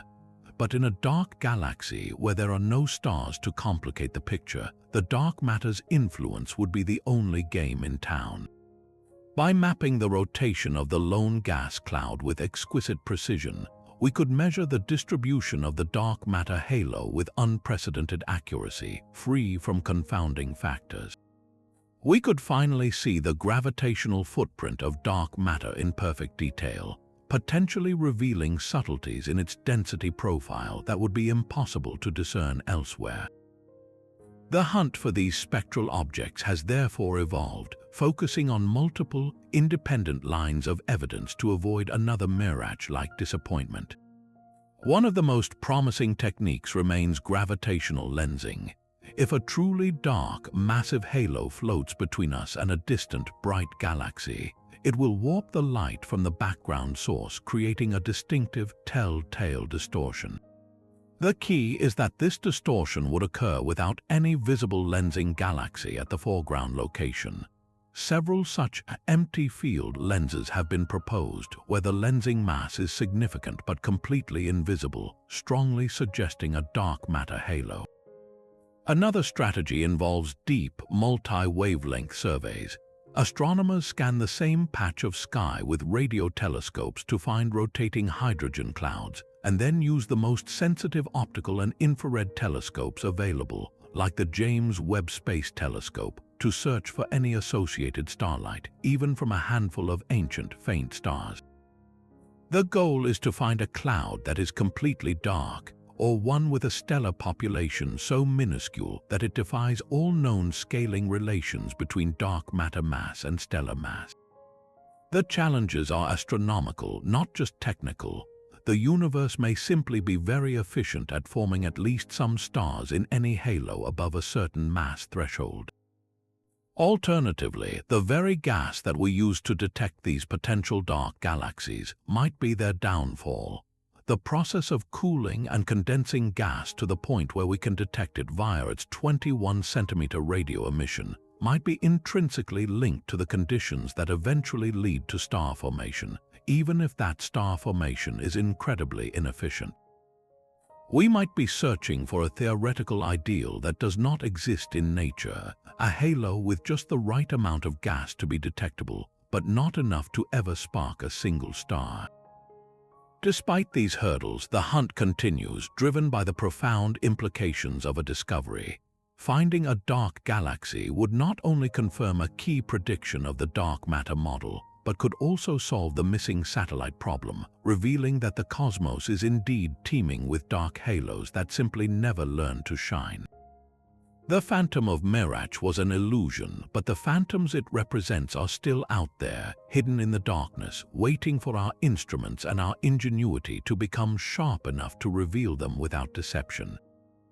This trend, known as the halo mass concentration relation, is one of the most robust and revealing patterns to emerge from our study of the cosmic dark matter halo. It describes a simple but profound rule: the most massive halos, the ones that anchor giant galaxy clusters, tend to be less densely packed at their centers compared to their smaller, dwarf galaxy-sized counterparts. At first glance, this might seem counterintuitive. You might expect that the biggest gravitational traps would also have the deepest, most concentrated wells. But the universe operates on a different timescale, and this relation is essentially a fossil record, a timeline of cosmic collapse encoded in the architecture of dark matter. The key to understanding this lies in the expansion history of the universe. In the early cosmos, the universe was much denser. Everything was closer together, and the expansion rate was faster relative to the density of matter. When a region of dark matter began to collapse under its own gravity during this epoch, the high background density meant that the collapse happened very quickly. The smaller halos that formed first are like the pioneers of structure formation. Because they collapsed when the universe was dense, they were able to pull their material into an extremely tight, concentrated configuration. Their central densities became incredibly high, a signature of the frantic, dense environment of their birth. Now, fast forward billions of years, the universe has expanded and its average density has dropped dramatically. When a much larger region, one that will eventually become a massive cluster halo, finally begins its gravitational collapse, it does so in a far more spread out and dilute cosmos. The collapse is a more gradual, drawn-out affair. There is simply less matter per unit volume to rush into the center, resulting in a final structure that is more massive overall, but with that mass spread out over a larger volume and with a lower central concentration. It's the difference between a small, dense snowball formed by packing snow tightly in your hands and a large, fluffy snowman built from loosely gathered snow. The larger structure is less dense because it was assembled from material that was already more dispersed. This mass concentration relation is far more than just an interesting curiosity. It serves as a critical benchmark for our entire cosmological model. The precise shape of this relation, exactly how concentration declines with increasing mass, is exquisitely sensitive to the fundamental parameters of the universe, particularly the overall density of matter. When cosmologists run their grand simulations, they input specific values for these parameters. The resulting virtual universe will produce a specific prediction for the mass concentration relation. By comparing this prediction to the relation we painstakingly measure from real observations of galaxies and clusters, we can perform a powerful test. If the simulated relation matches the observed one, it boosts our confidence that we have the correct recipe for the cosmos. A significant mismatch, however, would signal a fundamental flaw in our understanding, potentially forcing us to reconsider the nature of dark matter, the influence of dark energy, or the very initial conditions of the Big Bang. However, extracting this pristine cosmological signal from the real universe is a complex challenge. because the relation we observe today has been shaped by more than just the initial conditions of collapse. The violent lives of halos, especially the largest ones, leave their own marks. A massive cluster halo that has recently undergone a major merger with another cluster will have its central concentration temporarily lowered as the collision disrupts its equilibrium. Similarly, the relentless feedback from supernova and supermassive black holes, as we've seen, can pump energy into the central regions of halos, puffing them up and reducing their concentration over time. For astronomers, the task is to disentangle these later evolutionary effects from the primordial signal imprinted during the halo's formation. This requires studying large populations of halos of different masses and in different environments, allowing statisticians to average out the individual quirks of each halo's history and reveal the underlying trend that speaks to the birth of cosmic structure itself. The halo mass concentration relation is thus a delicate cosmic thermometer, one that allows us to take the temperature of the universe at different moments in its history, reading the story of how darkness first gathered to build the luminous world we see today. But what if dark matter is not quite as isolated as we have assumed? What if, beyond the undeniable pull of gravity, it possesses a subtle ability to interact with the world of normal matter? This brings us to a fascinating and highly speculative possibility known as dark matter baryon scattering, a concept that could elegantly resolve several of the small-scale mysteries we have encountered. For decades, the guiding principle has been that dark matter is collisionless, meaning it passes through both itself and ordinary matter as if they weren't even there. We base this on observations like the Bullet Cluster, where the dark matter components of two colliding galaxy clusters appear to have sailed right through each other unaffected. But what if that perfect ghostliness is only an approximation? What if, under the right conditions and on small enough scales, dark matter can actually nudge and be nudged by the protons and neutrons that make up our world? This idea proposes the existence of a new, incredibly weak fundamental force, one that acts as a bridge between the dark sector and our own. In this scenario, dark matter particles would not just feel the gravity of baryons, they could occasionally bounce off them, much like two billiard balls colliding, albeit with an astronomically low probability.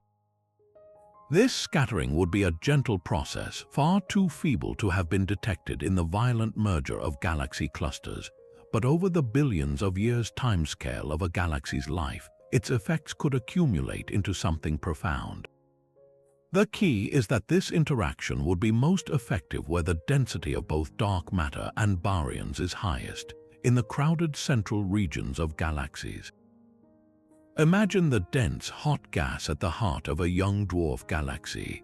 In the standard model, the dark matter particles orbit through this gas completely unimpeded.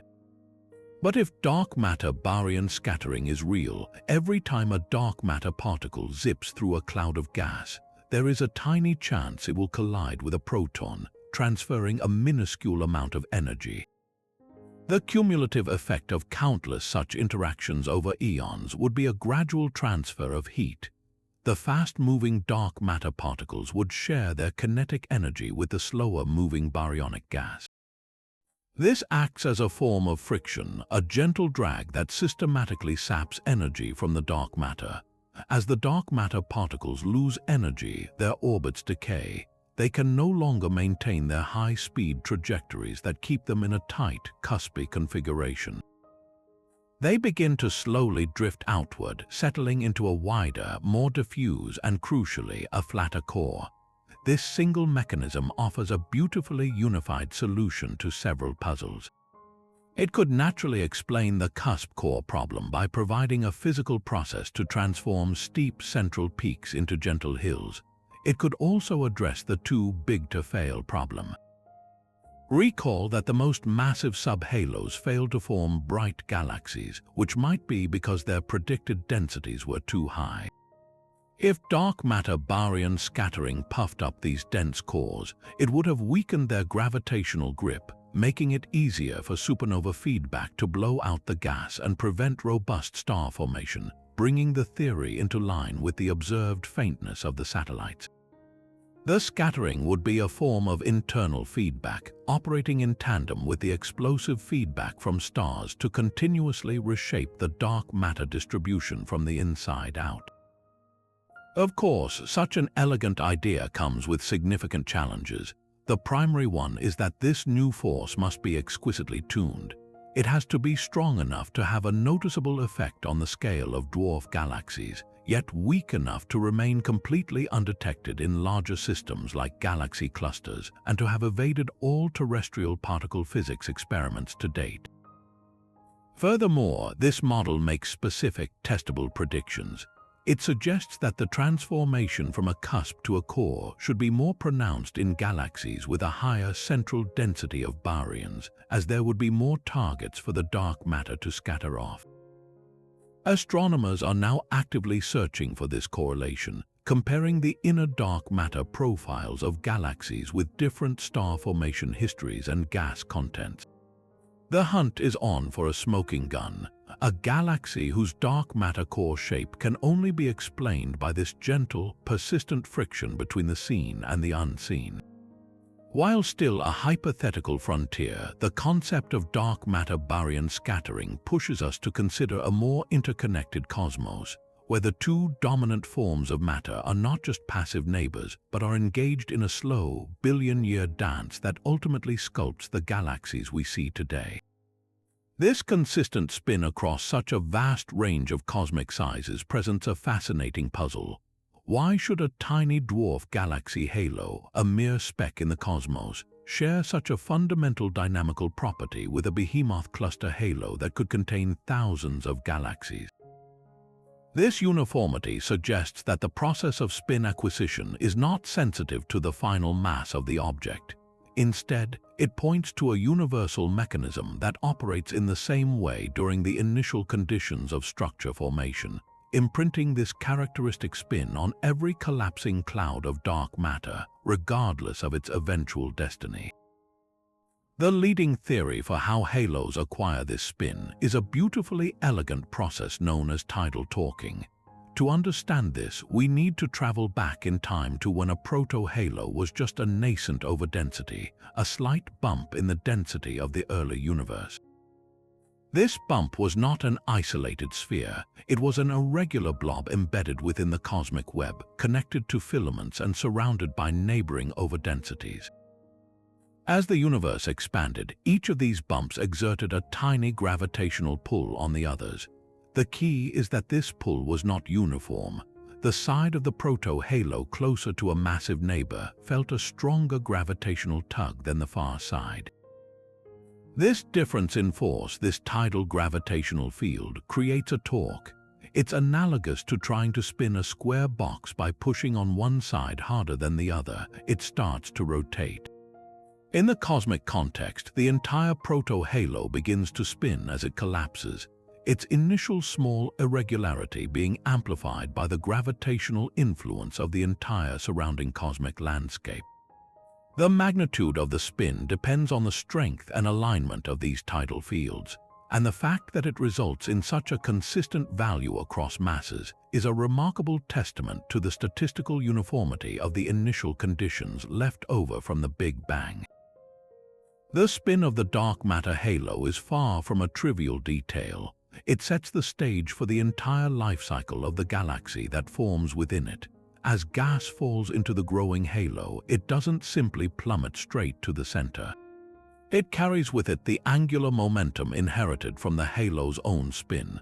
This incoming gas collides with other streams, dissipates its energy, and settles into a rotating disk, the birthplace of a spiral galaxy like our Milky Way.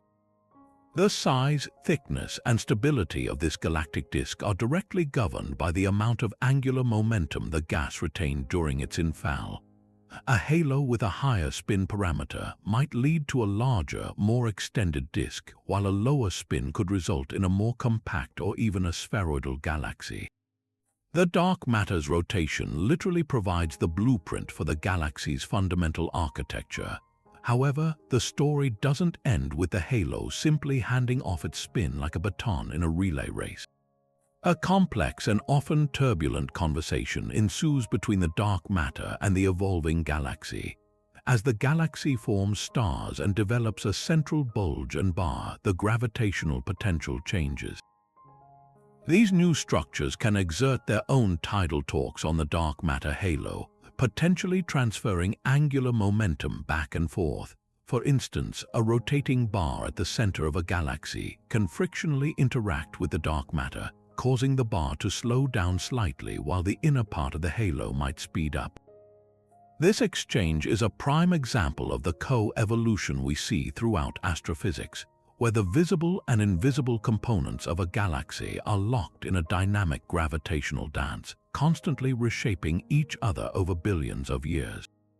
The surprising uniformity of halo spins also provides a crucial test for alternative models of dark matter. For example, if dark matter were warm and fast-moving, its tendency to stream away from small-scale structures could wash out the delicate tidal torques that impart spin, potentially leading to a different distribution of spin parameters, especially for low-mass halos. The fact that we infer a consistent spin across the mass spectrum is another piece of evidence favoring the cold dark matter model. Furthermore, by studying how the spin parameter distribution might have evolved over cosmic time, cosmologists can probe the influence of dark energy. The accelerating expansion of the universe affects the growth of the cosmic web, which in turn influences the tidal fields that generate spin. The spin parameter of dark matter halos, a number that seems so simple, is therefore a deeply encoded message about the entire history of the cosmos, from its quantum beginnings to its ultimate fate.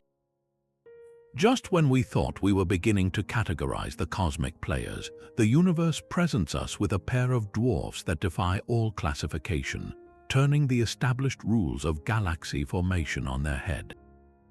This is the double dark dwarf galaxy problem, a bewildering contradiction centered on two enigmatic objects, NGC 1052 DF2 and DF4.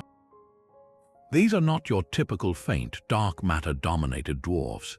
Instead, they represent two sides of the same deeply puzzling coin, suggesting a realm of galactic physics we have yet to comprehend. The story begins with NGC 1052 DF2, a galaxy that stunned astronomers upon its detailed study.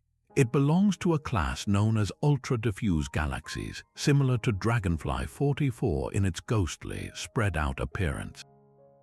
But the similarities end there. When researchers measured the velocities of 10 glowing star clusters orbiting within DF2, they expected to see the high speeds that betray the presence of a massive dark matter halo.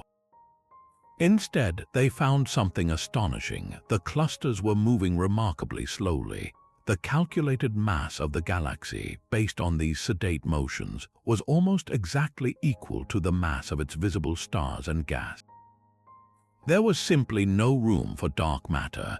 This was unprecedented. Every other galaxy ever studied, from the grandest spiral to the faintest dwarf, showed clear signs of being dominated by dark matter's gravitational influence. DF2 appeared to be a galaxy built almost entirely from ordinary matter, a cosmic rebel that had somehow formed without the invisible scaffold thought to be absolutely essential. Then came its sibling, DF4, which presented a mirror image mystery. Observations suggested it, too, was deficient in dark matter, seemingly confirming that DF2 was not a fluke. But the plot thickened dramatically when other teams scrutinized the distance to these galaxies. Distance is everything in astronomy. A small error can completely change the calculated properties of an object. The original studies placed DF2 and DF4 at a great distance, embedded within a large galaxy cluster. At that distance, their large physical size and high stellar velocities would indeed point to a dark matter deficiency.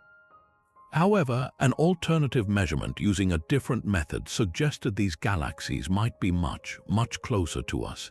If they are nearer, then everything changes. Their sizes shrink, their stellar masses plummet, and their measured velocities would actually imply they are overwhelmingly dominated by dark matter, just like every other dwarf. This debate over distance lies at the heart of the controversy. It's a high-stakes astronomical detective story. Proponents of the dark matter-free interpretation point to the galaxy's positions near other cluster members and a specific method of measuring distance using the red giant branch of stars, which supports the larger distance. The opposing view relies on another reliable technique called the surface brightness fluctuation method, which can yield a much closer distance. The scientific community is deeply divided because each scenario leads to a radically different and equally challenging conclusion for our models. If the larger distance is correct and these galaxies are truly devoid of dark matter, the implications are revolutionary. How could such a thing form? One leading theory involves a dramatic galactic collision. Imagine two gas-rich galaxies in the early universe interacting in a specific high-speed encounter. The complex tidal forces could potentially wrench away the gas and stars from their original dark matter halos, shearing the visible matter from the dark. The collected stars and gas might then coalesce into a new, diffuse object, a dark matter-free galaxy like DF2. While the original dark matter halos, now stripped of their luminous content, would drift away as true dark galaxies. In this scenario, DF2 is not a primordial object but a secondary product, a ghostly echo of a violent past interaction. Conversely, if the smaller distance is correct and these dwarfs are actually chock full of dark matter, the problem is flipped on its head. The mystery then becomes why they appear so anomalously faint for their immense dark matter content. They would be the opposite of Dragonfly 44. Instead of having too many stars for their weak gravity, they would have too few stars for their incredibly strong dark matter anchors. This could point to an extremely inefficient or prematurely halted star formation history, perhaps due to the brutal cluster environment stripping their gas away before they could shine brightly. The double dark problem, therefore, is not one mystery but two intertwined puzzles. It forces us to confront the extreme limits of our observational capabilities and the fundamental principles of galaxy formation. Whether they are missing dark matter or hiding an extraordinary amount of it, NGC 1052 DF2 and DF4 are compelling astronomers to refine their techniques and reconsider their assumptions, proving that even the smallest and faintest galaxies can hold the biggest surprises. Moving beyond the search for new particles and subtle interactions, we now confront one of the most radical and compelling alternatives to the entire dark matter paradigm.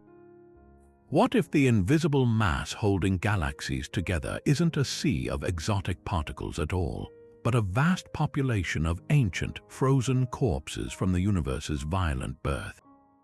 This is the audacious proposal behind primordial black holes, a concept that dares to suggest that dark matter could be made of black holes that formed not from dying stars, but from the extreme densities present in the first second of cosmic existence.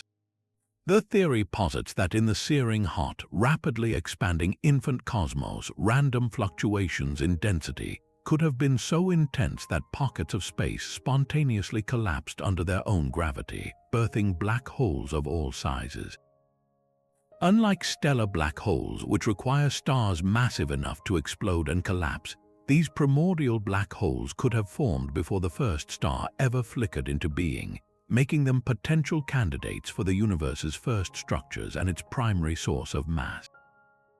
If this idea is correct, the nature of a dark matter halo would be utterly transformed.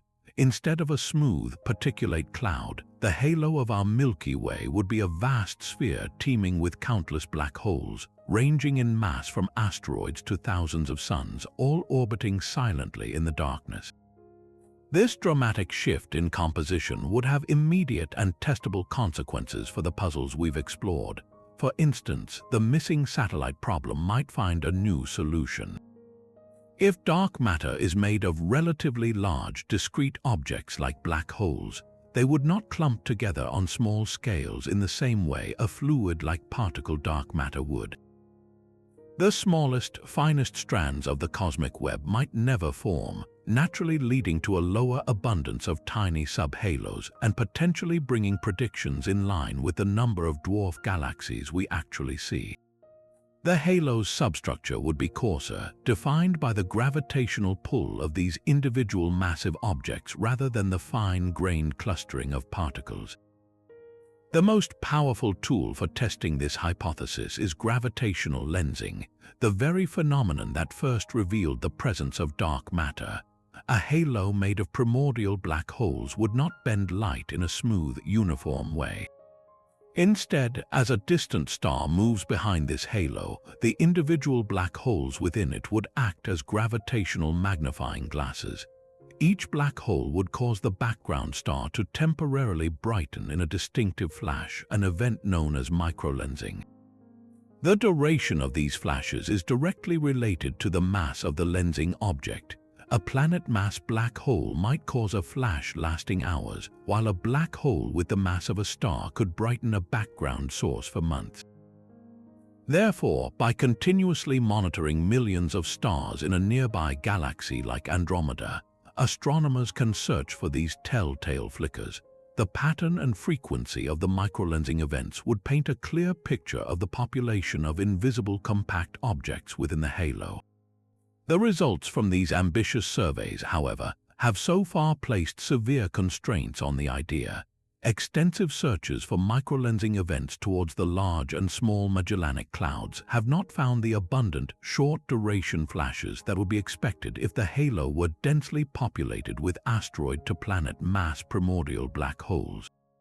This effectively rules out the possibility that such objects make up a significant fraction of the dark matter. Similarly, studies of the delicate ripples in the cosmic microwave background, the afterglow of the Big Bang, show that too many large primordial black holes would have injected enough energy during the universe's early phases to disrupt the pristine pattern we observe. These observations have collectively closed the door on primordial black holes as the sole explanation for dark matter across a wide range of masses. Yet, a fascinating window remains open for black holes within a specific mass range, often called the sweet spot. This window exists for black holes with masses between roughly 10 times the mass of our Sun and 1,000 solar masses. Objects in this range are too massive to produce frequent, detectable microlensing signals in nearby surveys, yet not massive enough to have left an obvious disruptive signature on the cosmic microwave background. This is where the story connects to one of the most exciting discoveries in modern astronomy: gravitational waves. The LIGO and Virgo observatories have repeatedly detected ripples in space-time caused by the merging of black holes, and many of these black holes fall squarely within this elusive mass range. The existence of these seemingly heavy black holes, which are difficult to explain through standard stellar evolution, has reignited the debate: could they be primordial? If so, they might constitute a portion, if not all, of the dark matter. The gravitational wave universe has thus provided a new way to probe this decades-old hypothesis, turning the detection of colliding black holes into a potential indirect measurement of the dark matter halos that surround every galaxy. The role of primordial black holes remains a captivating and unresolved question, a testament to the fact that when it comes to the dark universe, even the most established assumptions must be continually challenged by the possibility of cosmic relics hiding in plain sight. If you thought a dark matter halo was defined solely by its mass, prepare for a revelation that adds a rich layer of complexity to our cosmic census. For a long time, the prevailing assumption was straightforward. If you know the mass of a halo, you know almost everything important about it. Its gravitational pull, its size, and crucially, how it clusters with other halos in the vastness of space were all thought to be determined by that single number. It's a logical assumption akin to believing that two sacks of potatoes weighing the same will behave identically. However, the universe, in its infinite subtlety, has shown us that dark matter halos have more personality than we ever imagined. This brings us to the intriguing concept known as halo assembly bias, a discovery that reveals a halo's formation history. The story of its birth and growth leaves an indelible mark on its present-day behavior, particularly on where it chooses to live in the cosmic web. The essence of this mystery lies in the way halos cluster or group together. Astronomers measure this using a statistical tool called the two-point correlation function, which essentially quantifies the probability of finding two halos at a given distance from each other. In the simple picture, all halos of the same mass should exhibit the same clustering strength. They should be equally likely to have neighbors. But when cosmologists began analyzing massive computer simulations, they noticed a persistent and puzzling signal. Halos of identical mass were not clustering in the same way. Some were found in dense, bustling regions at the intersections of cosmic filaments, while others of exactly the same weight were leading quieter, more isolated lives in the cosmic countryside. The only differentiating factor was their formation time. Halos that assembled their mass earlier in the universe's history showed a stronger tendency to cluster together than halos of the same mass that formed later. Why would the age of a halo affect its real estate preferences? The explanation is deeply rooted in the growth of the cosmic web itself. The first halos to form did so in the densest peaks of the initial matter distribution. These peaks were not isolated, they were connected by the nascent filaments of the cosmic web. Because these early forming halos were born in these inherently crowded neighborhoods, they naturally inherited a strong tendency to cluster. They are the old money aristocrats of the cosmos, residing in the established, dense urban centers that were the first to develop. In contrast, halos that take longer to accumulate the same amount of mass do so from material that originated in lower density regions. These late-forming halos are the cosmic newcomers, assembling their mass from the quieter suburbs of the universe, and thus they exhibit weaker clustering. Their formation history, imprinted like a birth certificate, dictates their gravitational address billions of years later. This subtle bias has profound consequences for one of the primary tools of modern cosmology, giant galaxy surveys. Projects like the Dark Energy Survey and the future Rubin Observatory Legacy Survey of Space and Time aim to map the positions of millions of galaxies to understand the nature of dark energy and test our models of gravity. These surveys rely on the fact that galaxies are tracers of their underlying dark matter halos. We use the observed clustering of galaxies to infer the clustering of the halos, and from that we deduce the fundamental parameters of the universe. But assembly bias introduces a potential complication. If two halos of the same mass can cluster differently based on their formation history, and if the galaxies within them also reflect that history, then our interpretations could be systematically skewed. For example, imagine we see a region of space where galaxies are strongly clustered. The simple interpretation is that this region is dominated by very massive halos.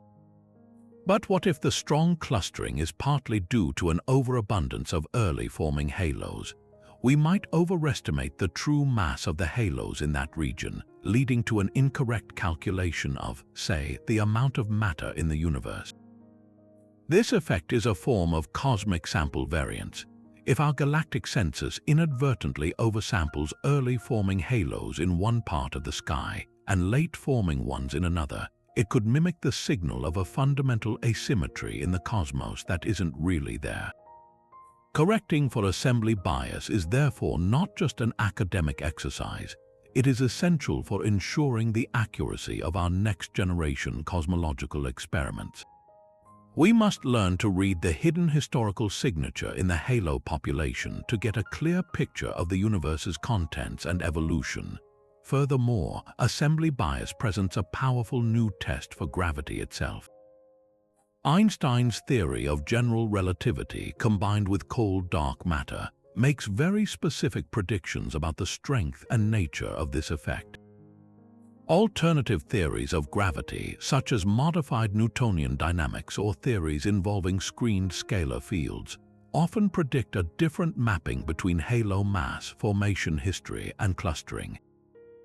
In some of these models, the force of gravity is enhanced in specific environments, which could either amplify or suppress the assembly bias signal. By precisely measuring how halo clustering depends on both mass and formation time, we can perform a stringent test. A detection of an assembly bias signal that matches the predictions of the standard model would be a strong vote of confidence. A significant deviation, however, would open a thrilling new frontier, suggesting that our understanding of gravity on the largest scales may need a fundamental revision. The mystery of halo assembly bias, therefore, transforms a subtle statistical effect into a critical key for unlocking the deepest secrets of the cosmos, from the invisible scaffolding of dark matter to the very laws that govern its gravitational dance. For over 2 decades, one of the most promising avenues for discovering the true nature of dark matter has been the hunt for a specific telltale signal emanating from the hearts of galaxies. This is the search for dark matter annihilation, a process that hinges on an elegant and compelling idea.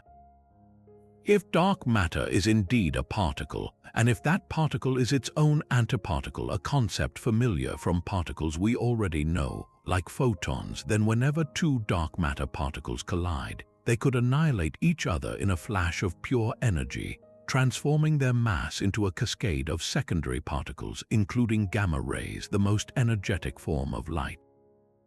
And the perfect place to look for this flash is where dark matter is thought to be most densely packed, the very centers of the massive halos that cradle galaxies like our own Milky Way. The logic is beautifully straightforward. The rate of these annihilations depends on the square of the dark matter density. Double the density, and you get 4 times the number of collisions. In the crowded core of our galaxy's halo, where gravitational forces have compressed the dark matter to its highest concentration, the probability of such encounters would be vastly greater than in the sparse outskirts. It would be like looking for a specific, rare conversation in a vast, sparsely populated countryside versus listening for it in the central square of a packed city. Telescopes designed to detect gamma rays, such as the Fermi Gamma Ray Space Telescope, and ground-based arrays like HESS and MAGIC, have therefore spent years staring intently at our galactic center, as well as at dwarf spheroidal galaxies which are also believed to be densely packed with dark matter, patiently scanning for an unexpected excess of gamma rays at specific energies that could be the signature of a specific dark matter particle mass. Yet, despite this immense effort and technological sophistication, the result has been a profound and growing silence. The data has not revealed the clear, unambiguous spike of gamma rays that would herald a discovery. Instead, the galactic center is a complex and messy place, blazing with gamma rays from other astrophysical sources, pulsars, supernova remnants, and the intense activity around the supermassive black hole, Sagittarius A*. Disentangling a potential dark matter signal from this cacophony of natural cosmic engines has proven to be an immense challenge. The searches towards the quieter dwarf galaxies have also come up empty, placing increasingly stringent limits on the possible properties of dark matter particles. This persistent null result is not a failure. It is a powerful form of data that is actively reshaping our understanding of what dark matter is not. What do these non-detections tell us? They are effectively ruling out vast swaths of theoretical territory. The most straightforward versions of the popular WIMP model, which predicted annihilation signals that should have been within the reach of our current telescopes, are now being pushed into very tight corners. The simple WIMP miracle that once seemed so compelling is now constrained by the reality of our observations. The absence of a signal implies that if WIMP do exist, they must annihilate much more slowly than we initially hoped. This could mean their interaction strength is far weaker, or that their mass is not in the range we've been focusing on.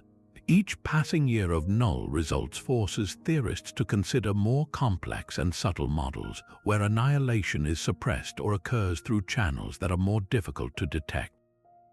This has led to a fascinating shift in the field.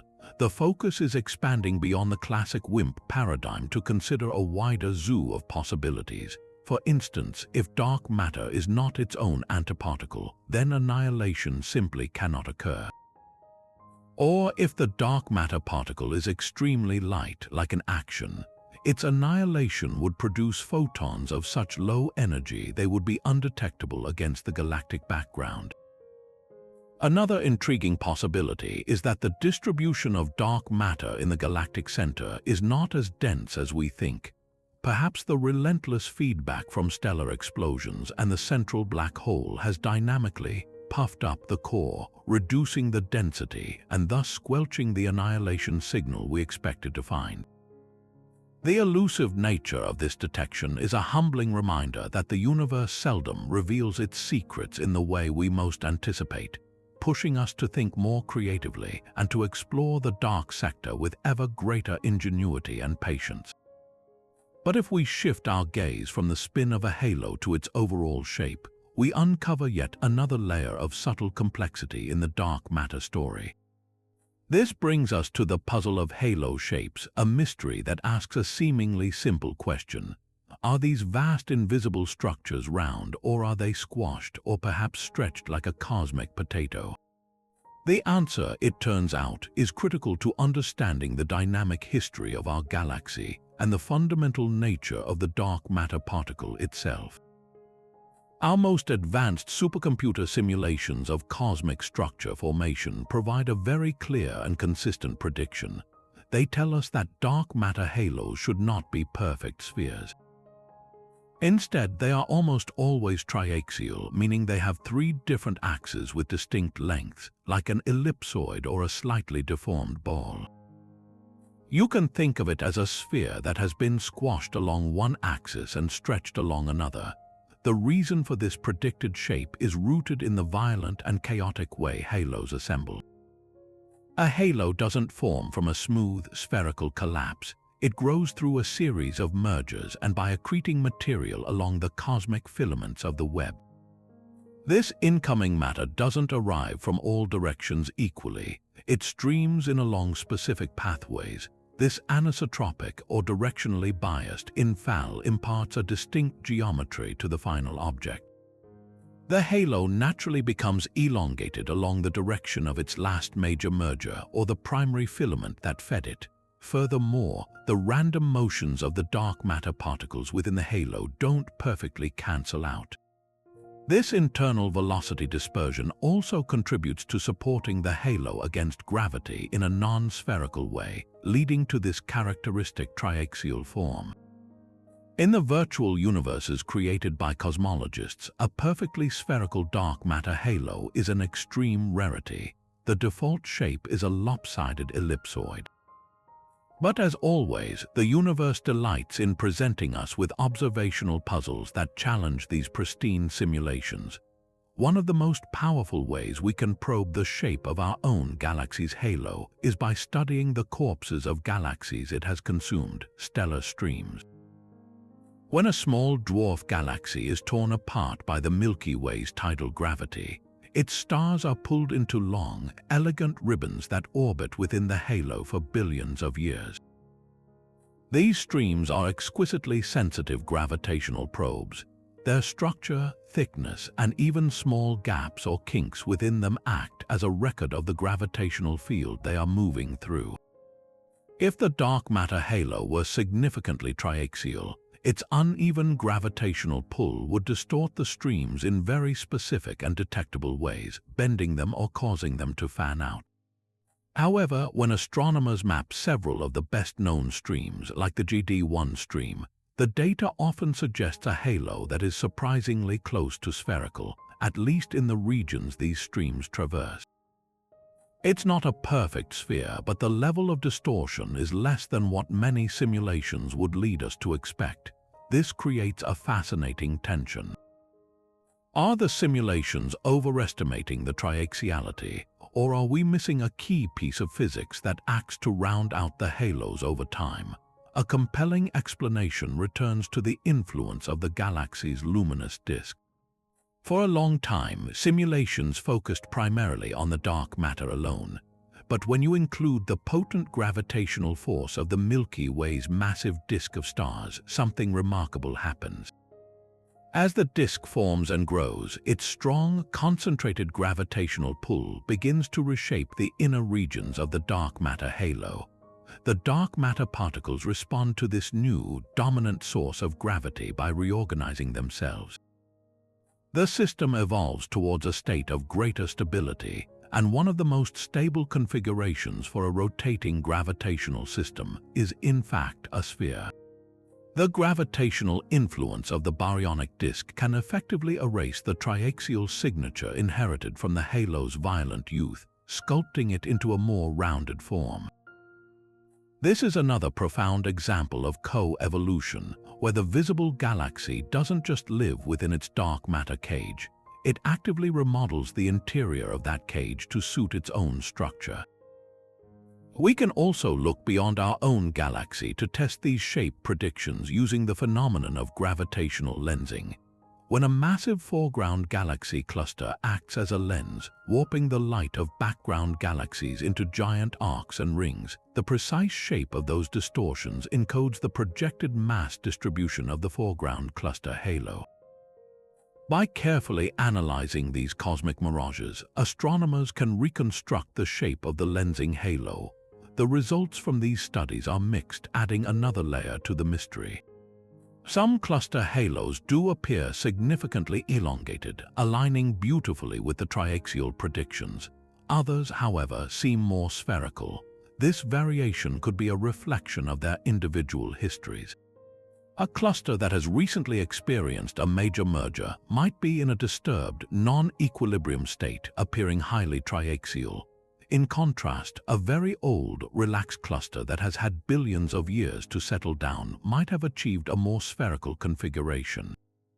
The puzzle of halo shapes, therefore, may not have a single answer. Instead, it reveals a population of halos in different stages of their lives, their forms dictated by a combination of their initial conditions, their merger history, and the transformative power of the luminous galaxies that blaze at their hearts. While we often think of our galactic halo as a relatively quiet and stable structure, the reality is far more dynamic. Our solar system is not simply orbiting through a smooth, well-mixed cloud of dark matter.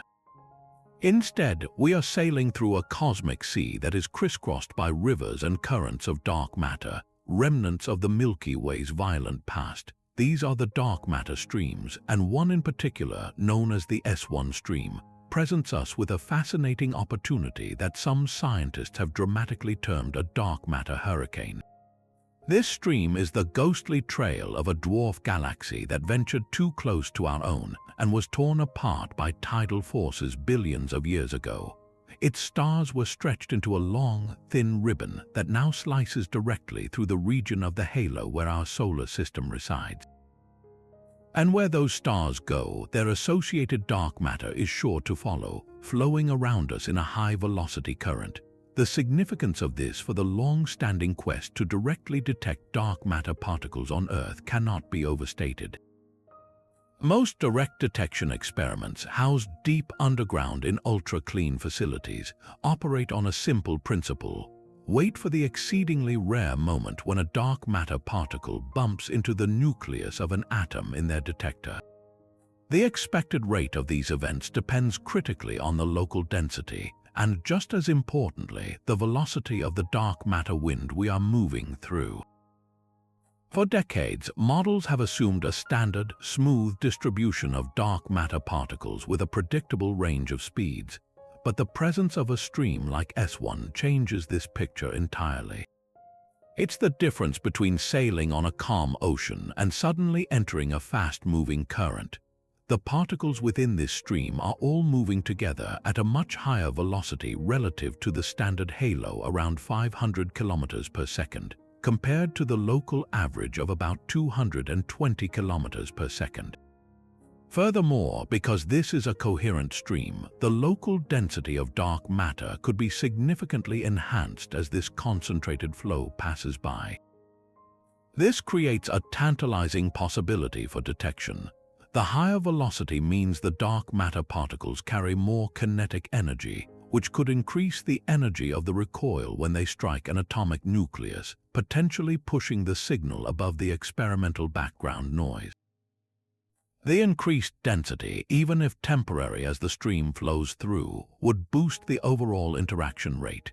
It's as if a search party looking for a few rare fish in a vast, still lake suddenly found itself in the path of a dense, fast-moving school. The chances of an encounter are dramatically improved for experiments that have been operating for years, meticulously analyzing their data. The S1 stream offers a specific, time-dependent signature to search for. As Earth moves around the Sun, its orientation relative to the stream's direction changes, which could lead to an annual modulation in the detection signal that is distinct from the modulation expected from the smooth halo. Finding this unique fingerprint would be a monumental discovery, not only confirming the existence of dark matter, but also providing direct evidence for the hierarchical build-up of galaxies and the rich substructure within their halos. However, this exciting prospect also introduces a new layer of complexity and uncertainty. The actual enhancement depends on details we simply do not know. How dense is the S1 stream today? How wide is it? The original dwarf galaxy's dark matter halo would have been subjected to the same tidal shredding as its stars, but dark matter, being collisionless, behaves differently. Simulations suggest the stream could be quite diffuse, potentially diluting the density enhancement. Alternatively, it could have a dense core that would provide a much stronger signal. This uncertainty means that experiments must cast a wide net, analyzing their data for a range of possible signals corresponding to different stream properties. The hunt for the dark matter hurricane is not for a single, simple sound, but for a specific pattern of notes within a symphony of background noise.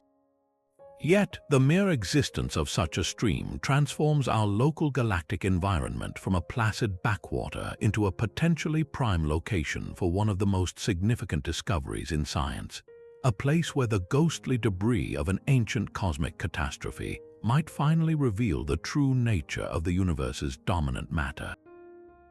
Amidst the immense effort to detect dark matter particles and map their invisible halos, a radically different school of thought has persisted, challenging the very premise of this decades-long search.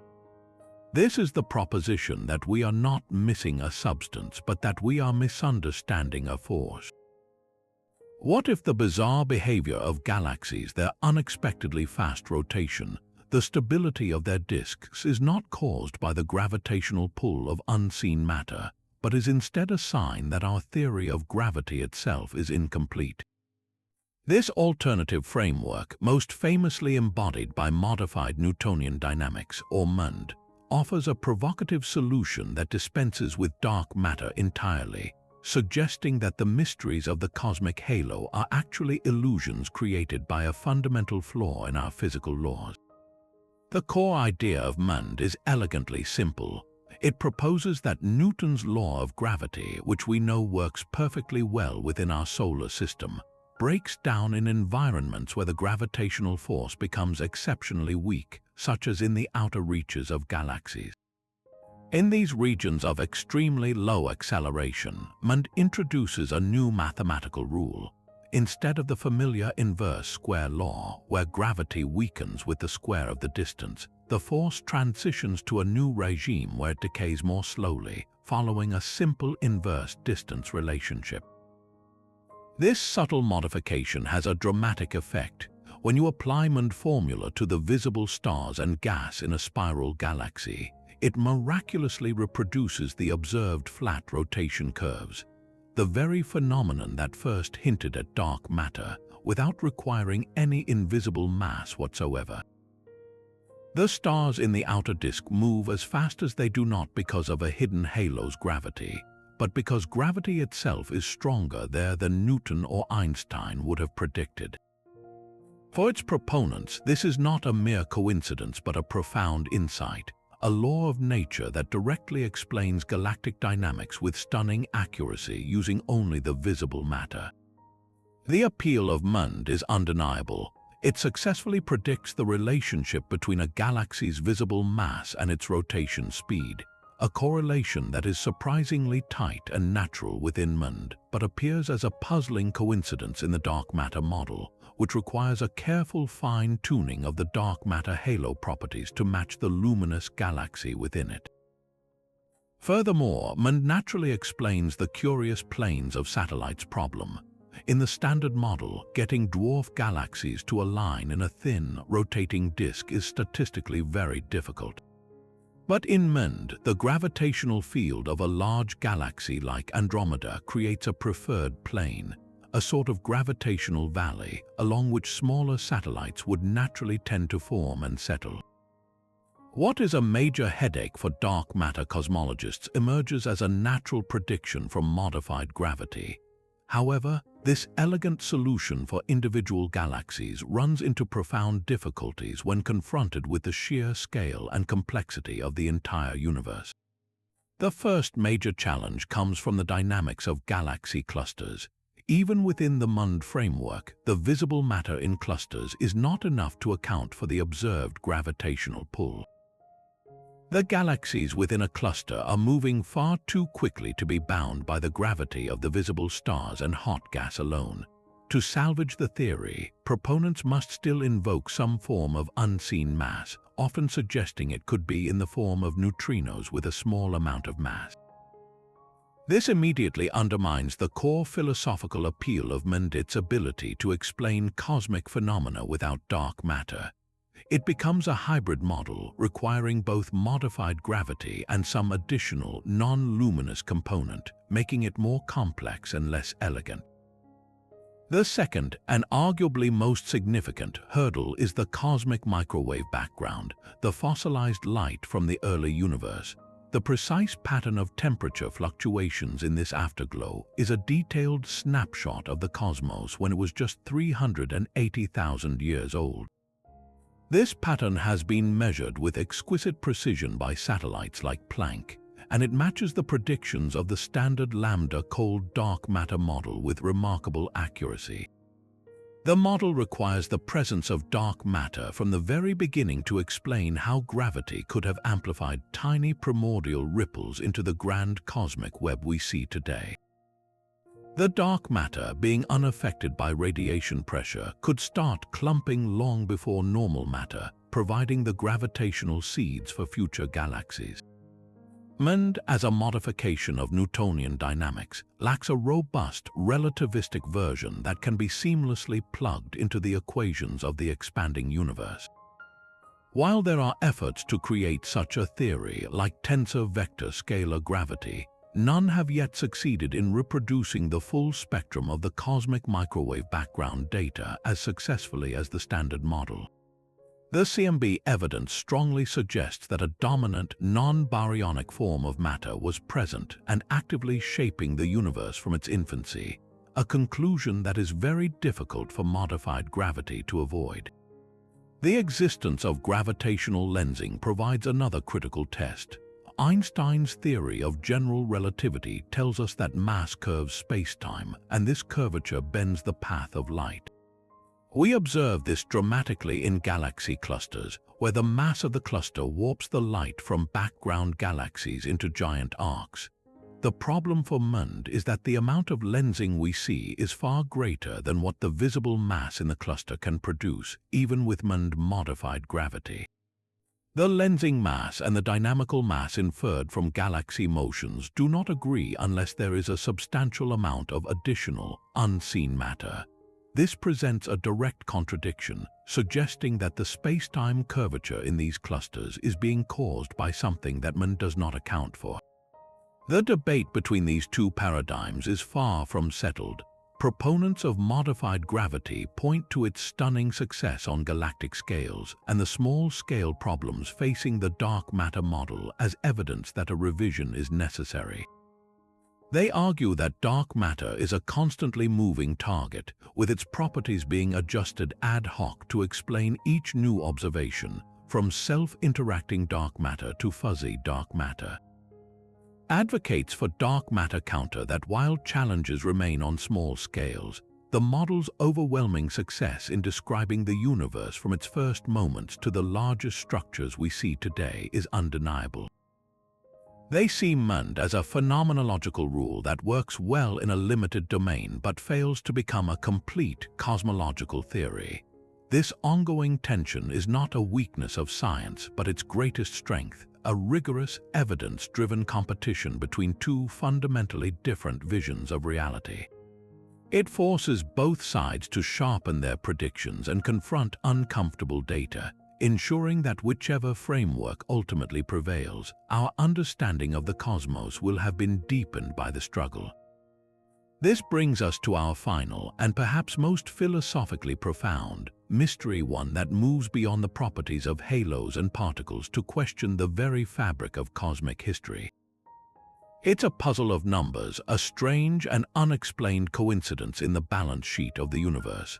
After all the violent mergers, the explosive feedback, and 14 billion years of expansion, we find ourselves living at a moment when the average density of dark matter and the average density of normal matter are remarkably similar.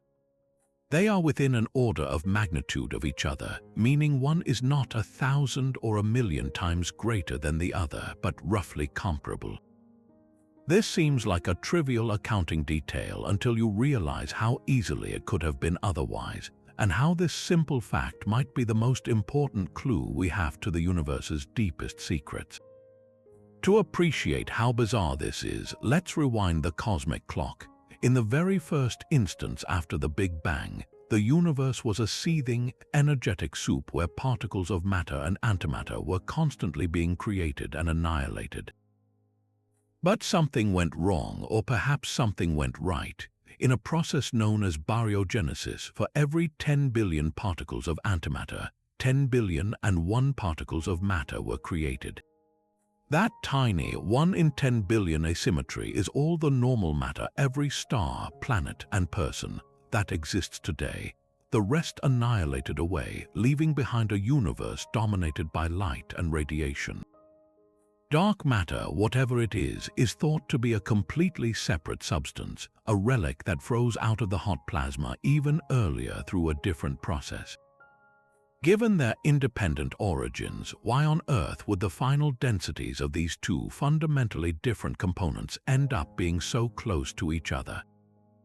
It's as if two chefs working in separate kitchens with different recipes and ingredients independently prepared meals that ended up weighing exactly the same amount.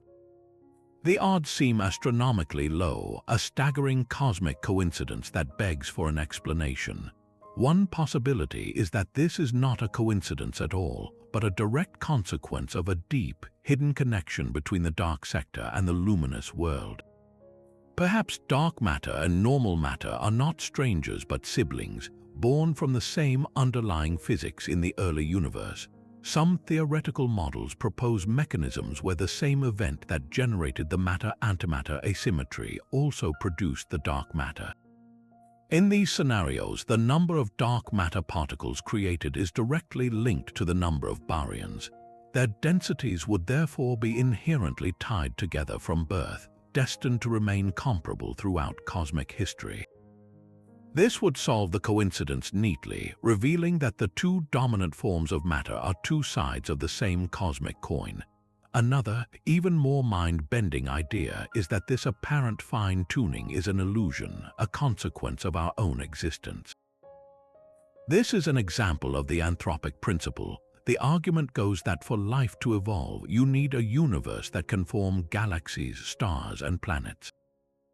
If dark matter had been vastly more dominant, its powerful gravity would have caused structure to form too quickly and too early, pulling everything into enormous black holes before galaxies could properly assemble. If normal matter had been the overwhelming majority, its radiation pressure would have prevented the slight overdensities from collapsing, resulting in a sterile, smooth universe with no structure at all. In this view, the fact that we observe a balance between the two is not a random accident. It is a prerequisite for our presence as observers. We find ourselves in a universe where the densities are comparable simply because that is the only kind of universe capable of asking the question.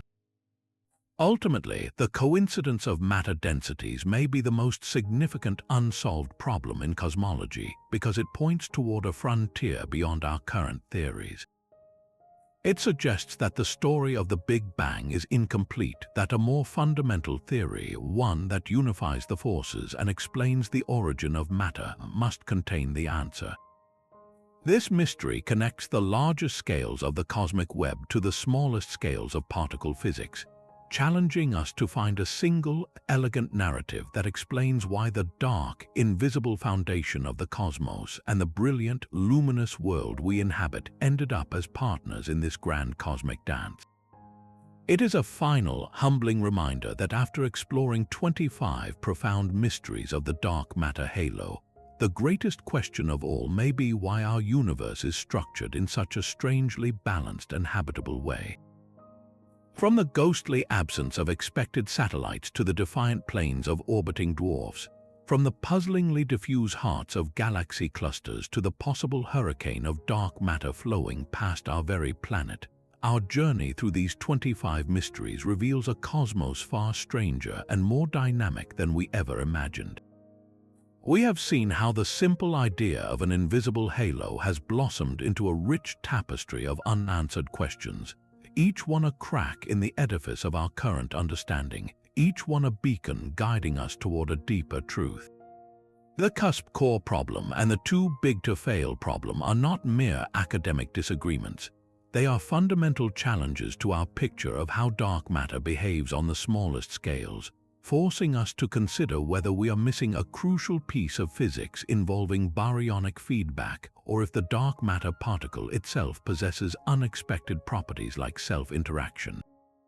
The quest to identify that particle, whether it be an elusive WIMP, a wave-like action, or even a population of ancient primordial black holes, remains one of the greatest experimental pursuits in science, a hunt for a ghost that shapes the entire universe.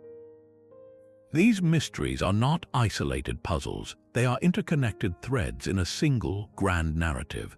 The survival of halo substructure tells the story of our galaxy's violent growth through cannibalism, while the surprising alignments of halos with the cosmic web link the fate of individual galaxies to the largest structures in existence. The ultimate fate of these halos, whether they will endure eternally as silent sentinels or slowly evaporate through decay, hinges on the outcome of a cosmic battle between dark matter's gravity and dark energy's relentless push. And standing in stark contrast to it all is the provocative challenge of modified Newtonian dynamics, a reminder that we must stay open to the possibility that our very understanding of gravity, the force we know best, might need revision. The existence of ultra-diffuse galaxies like Dragonfly 44 and the confounding case of the seemingly dark matter-free dwarfs DF2 and DF4 show us that galaxy formation is a process with unexpected outcomes, where the rules can be broken and our assumptions can be appended. What ties these 25 mysteries together is a single, powerful theme. The dark matter halo is not a static stage upon which galaxies perform. It is an active, evolving participant in the cosmic story. It births galaxies through its gravitational pull, and then those galaxies, in turn, sculpt the halo's inner structure through supernova explosions and the fierce energy of their central black holes. They are locked in a billion-year dance of co-evolution, a dialogue between the seen and the unseen that determines the final form of every galaxy we see in the night sky. The profound coincidence that the densities of dark and normal matter are so similar today whispers of a deep, hidden connection between them, perhaps originating in the very first moments of the Big Bang, a puzzle that may only be solved by a future theory unifying the cosmos's largest scales with its smallest particles. So, as we look up at the star-filled darkness, we now know that we are peering into a reality where what we cannot see holds the ultimate power. the glittering lights are merely the decoration on a framework of profound mystery. Each unanswered question about dark matter halos is a frontier of knowledge, an invitation to explore further. Which of these 25 mysteries captures your imagination the most?